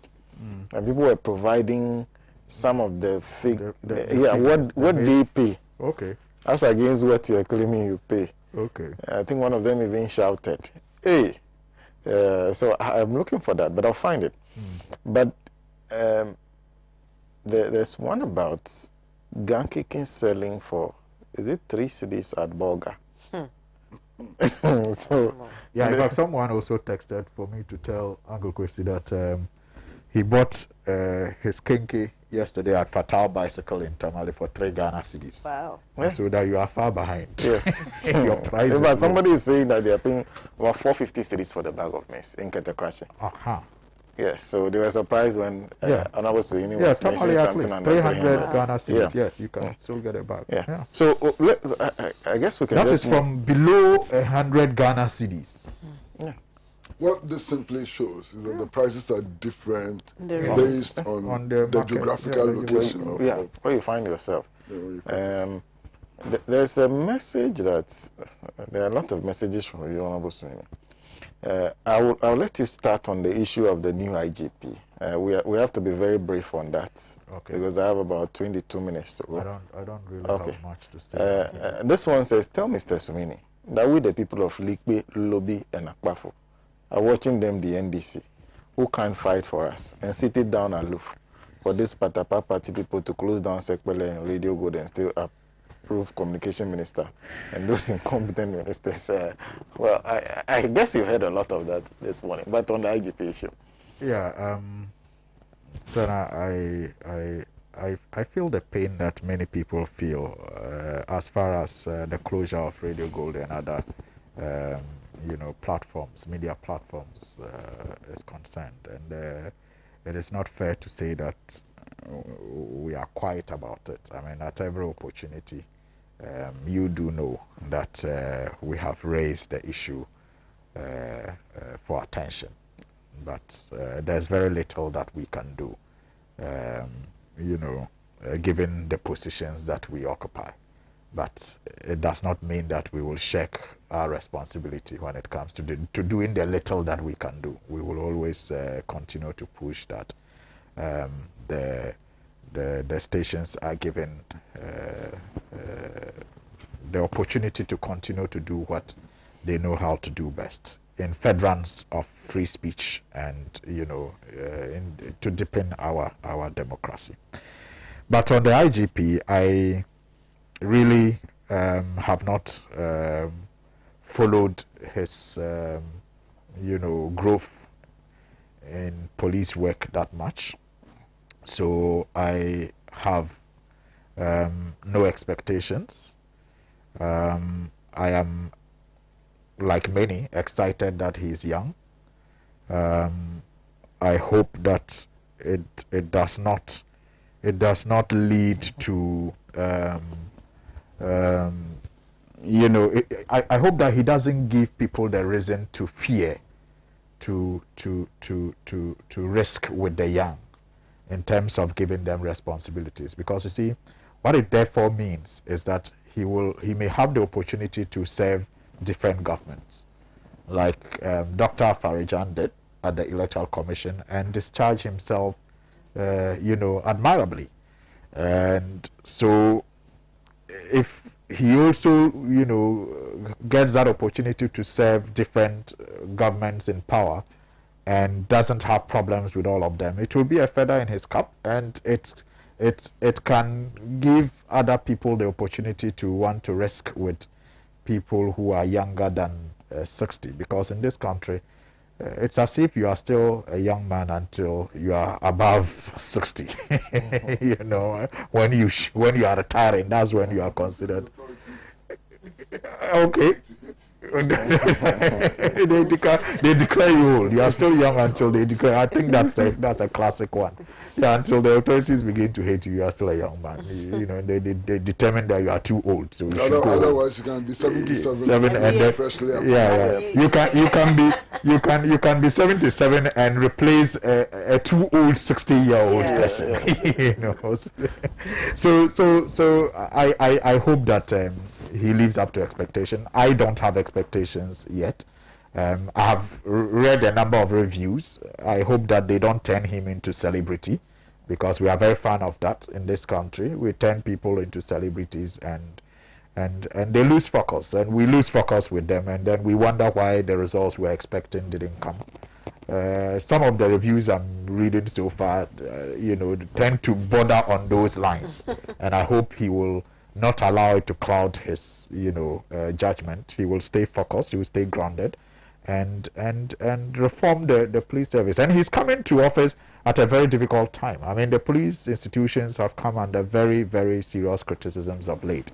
Apart from the traditional notion of corruption that we've always had associated with it, people are beginning to feel very uncomfortable with how aggressive they have become against civilians and how forceful they have become, especially in their dealings with crowd control and the manipulation of some political actors. So it's a difficult time for him to lead the service. And I hope he will be able to bring back the love and bring back some hope that is lost as far as the workings of the police, especially under Nana Akufo-Addo and Dr. Bawumia is concerned.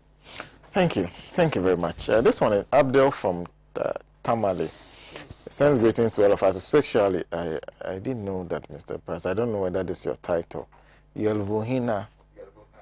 Okay. Uncle Pratt. I never knew that was your title. I know you're a chief, but sometimes so I add it to the name when I'm introducing the next time. Sometimes I wonder whether the Greek minister has ever crossed Kintapo.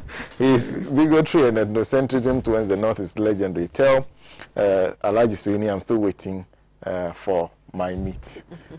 Ambassador. Thank you, Sena. I was going to say Suini. Like Suini, I also personally don't know him, but first of all, I'd like to congratulate him. And we expect a lot from him.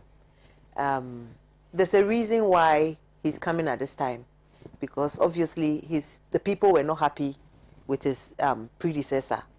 And so if he's been given the chance, we expect him to do things differently than his predecessor. The police service, as it is now, has been polarized. You know, when things happen in this country, and you are on the opposition side, in like a twinkle of an eye, the police will write to you and invite you and harass you. But when it's done by someone whose party is in government, we don't see the same swift action. So the police service, it looks like, is serving the government in power, is using its powers that, you know, we have given them as a people to serve a certain group of people against another group of people. And so I would tell him that he shouldn't follow in that same footsteps. They should remain neutral. That's what the police is supposed to do. They're supposed to serve us and protect us. They're not supposed to be used as a tool of oppression against the people. So far, that's what we've been seeing. As for corruption, we've always associated it with them. But we still love our Ghana police. However, lately, there's so much, I don't know, we don't trust them. Because of how, over the past 5 years, they have conducted themselves. So he has a lot of work to do. He needs to bring back public trust. So I expect to see him drawing the public in so that we can trust them. We don't want a situation where, you know, when there's like a problem, protest, and they come in, instead of protecting the people end up being injured or dying, you know.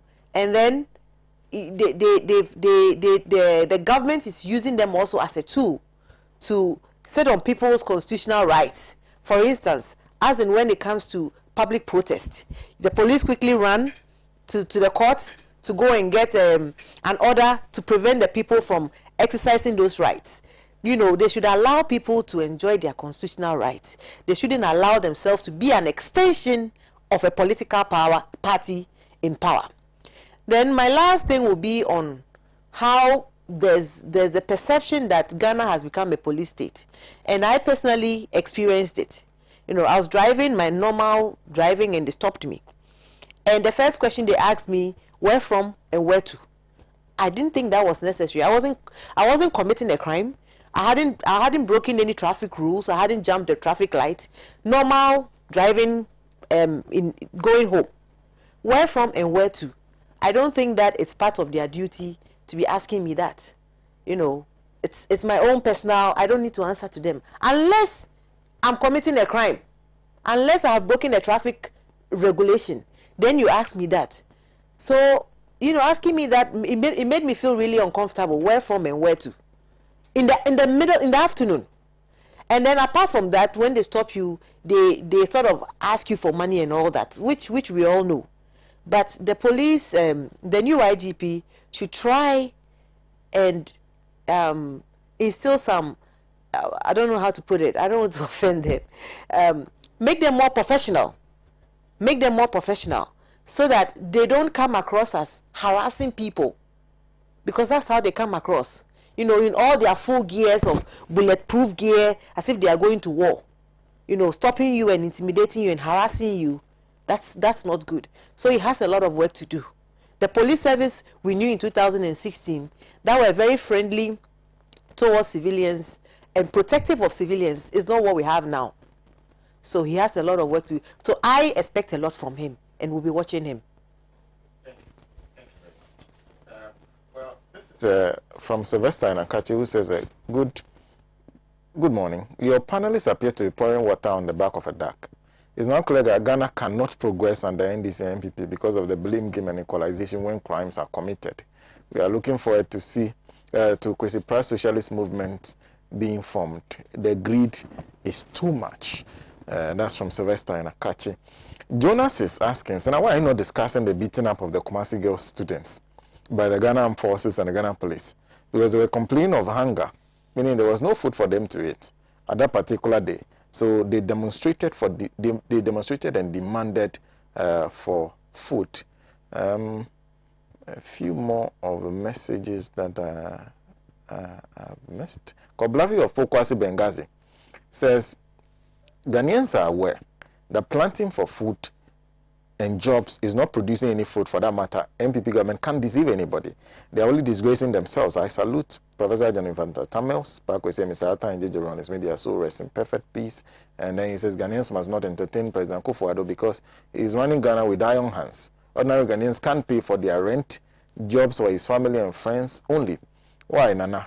And thank you for that message. ALHAJI in pig farms says the whole government can deploy military men and armored vehicles to block Voltarians from registering to vote, but cannot stop donkeys from carrying fertilizer to Burkina Faso. Allah save Mother Ghana from the hands of the super incompetent and substandard family and friends government. Senator Brighton Dansoma, Sena, can we still say that this current parliament is a hang one? Well, now that the health minister has admitted that his brain wasn't functioning when he imported the COVID vaccine, what happened to those who took the jabs? Okay. Mystic in Insawam says, good morning. Dr. Dampare Akufo and Kisi Ejabin are competent for their new offices, but I'm skeptical if they can function well because the inept, corrupt treasurers and clueless Nanado-led government will force them to dance to the tune and caprices of the government. Nanado has failed Ghanaians woefully. Cost of living is unbearable. No textbook for basic schools. Ghana is bleeding profusely, and the center cannot hold. Mr. Pat. Well, I have no doubt at all that the new Inspector General of Police, acting Inspector General of Police, is a celebrity. He's a superstar. He is. and there's very little we can do about it. The story of a person who joined the service as a constable and rose to become the Supremo, the IGP, is one of a superstar already. You understand? It doesn't happen often. It's very rare. And he's done it. Now, he joined the service as a constable and began to apply himself to academic pursuits.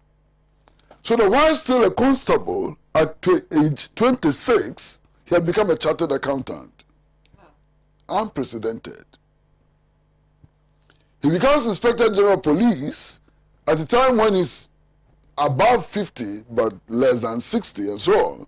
And he already has a PhD. That's a superstar. You understand? This an Alice in Wonderland story. So, unlike Suini, I'm not really worried about those who are writing stuff and so on. And you know, Master, it's a fantastic story. I agree.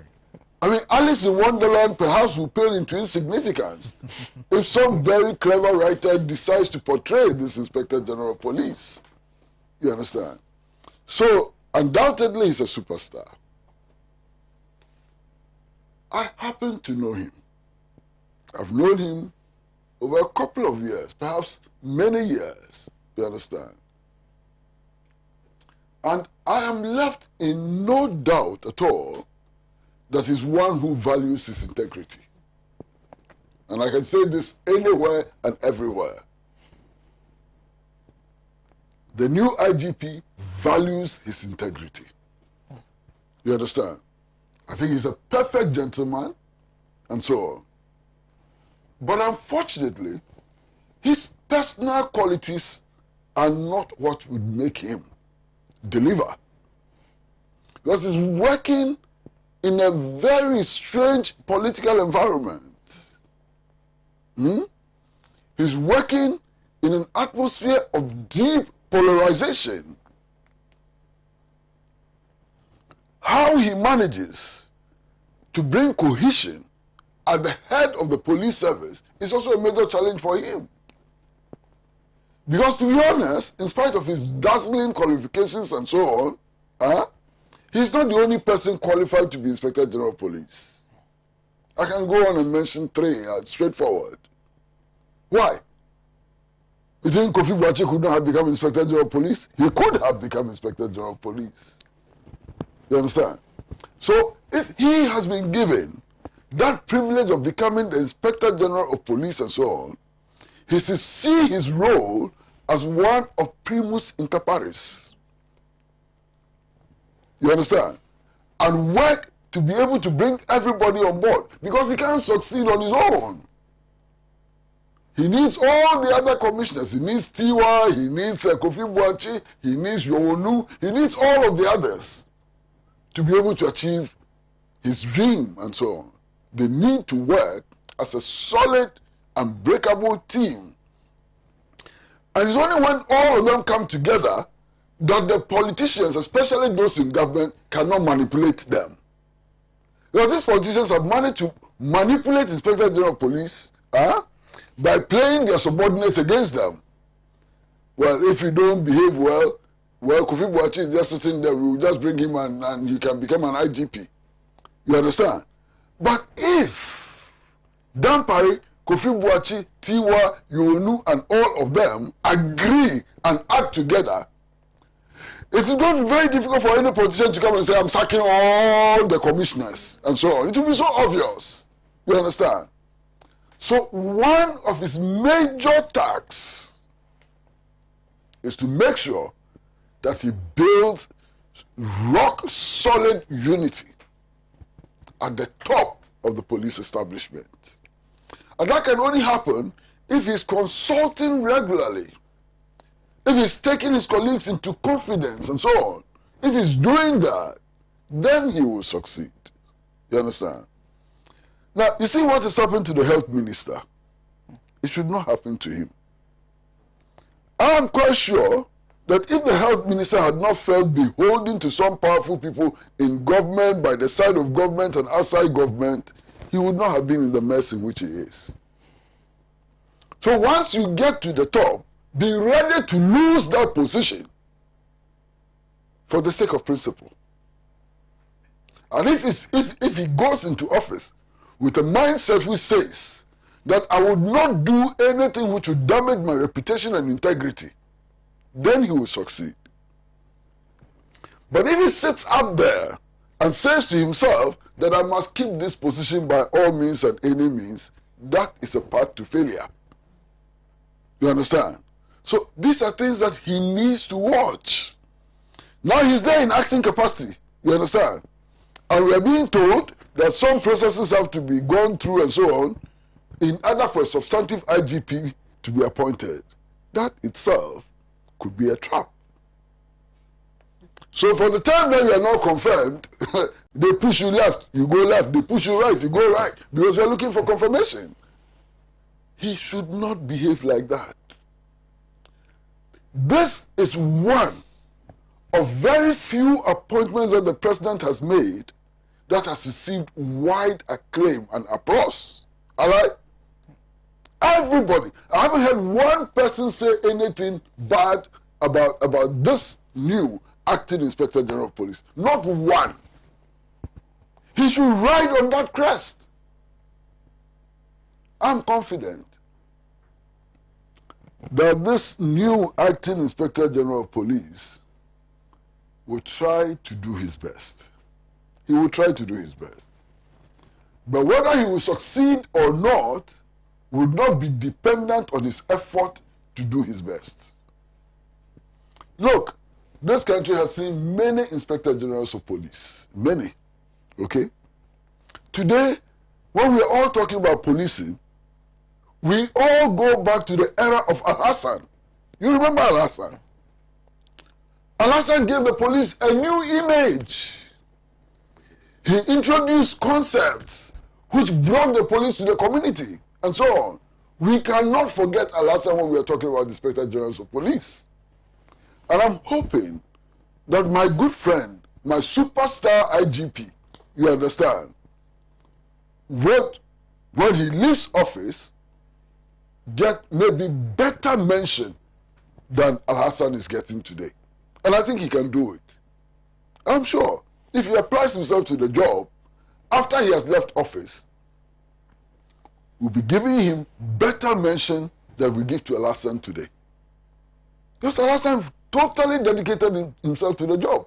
This concept of visibility and so on, this idea of policemen on bicycles in the communities and so on. Fantastic ideas. And Dan Parry has had the experience of heading a regional command before. He headed the Greater Accra Command before. He's headed the training institutions before. He's been in charge of research before. He's been in charge of finance before and so on. He has the pedigree. The rest is up to him. He can decide to also become a party food soldier. That will be his own headache. He has a choice either to become an effective and efficient IGP or to become a praise-singing party soldier, party food soldier. Those are choices that he would make. I cannot make those choices for him. You cannot make those choices for him. He has to make his own bed. Is that how they say it? Or nest. Whatever it is. Whatever bed or nest he makes, he will lie in it. And you'll be seen lying in it. Finish. Thank you. Thank you. Well, let me, a few messages. Dr. David Percy said it was my fear that the entire conversation emanating from the apparent, call it stupid answers of Minister Ajimamenu before the parliamentary inquiry on the Sputnik V vaccine procurement was about to miss the central point. Then I heard Honorable Suhuyini. ALHAJI Suhuyini's point must be drummed home. From the WHO declaration of COVID-19 as a global pandemic in March 2020 to present, all acts of our president and our government can only be understood through a single prism, retaining power to enable the looting of the public purse. Our Minister of Health, Menu, must lie to cover up for the president and regime of family and friends. This is why he, and otherwise... Dr. Percy? Yes. This is why he, and otherwise intelligent persons who must routinely cover up for our commander, command-in-chief and president are guaranteed to come across as foolish every time.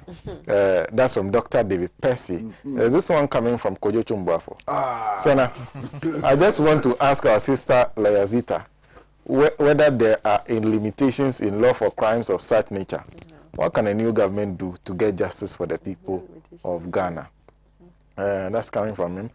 This one is from Margot, who says, good morning, great show and so much to learn.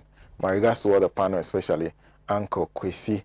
Masola Pabli and Ayawaso East says this Danko Abuzia Nombo UP tradition we are seeing today have never had any good plans for Ghana. What they do is brainwash people with evil and vile propaganda against their political opponents, and then they succeed in getting their mandates. After they get people's mandate, they only milk from the national coffers for their children and grandchildren. It's something they did for a long time, and now that is exactly what we are seeing. There are several more messages, but I can't go all of them. Just a couple messages addressed to. This one is from, I've forgotten the name, but it's a Mahama. Says, Sena, please tell my nephew, Honorable Suhuyini, to give my share of the salami to His Excellency Zita. Oh. She knows how to get to me here. Well done, guys. I think Malik Dramani Mahama. Who sent that? Let me also say, this one is from, Madam Jiva Tiva, who says I should wish a happy birthday to Egypt Kudoto, Whose birthday is today? Yeah. Well, Egypt, we don't do that. We don't just sit here and wish happy birthday. Let something happen before we can see the birthday well. Wish it. We should just wish you like that, and then you go. Egypt. Well, that's a demand for Madame Ativon. So I think she then now has the duty of providing. And she does it well. Yes, quite well, quite well. So happy birthday to Egypt. Happy birthday to, I think someone was telling me to wish him a happy birthday. I've just forgotten. I think the name is Lovely Koni. A happy birthday to you too. This one says, Mr. Pratt, if you're getting Gan Kinki at 1 cedis 50 pesos, where you are, then it's cheap. Yeah, says I bought Gan Kinki the size of my fist at 2 cedis. Wow. 3 days ago at a spot near Registrar General's office in Accra. It is also in Kaswa where I live. The hardship in the country is real, suffering in the land. Thank you very much for those messages and for making time to join us on the Mother of All Talk Shows, ALHAJI and ALHAJI today. My name is Sena Nombo. Sitting close to me is Alassane Suhini. You can understand why Mr. Pratt keeps confusing who is hosting the show.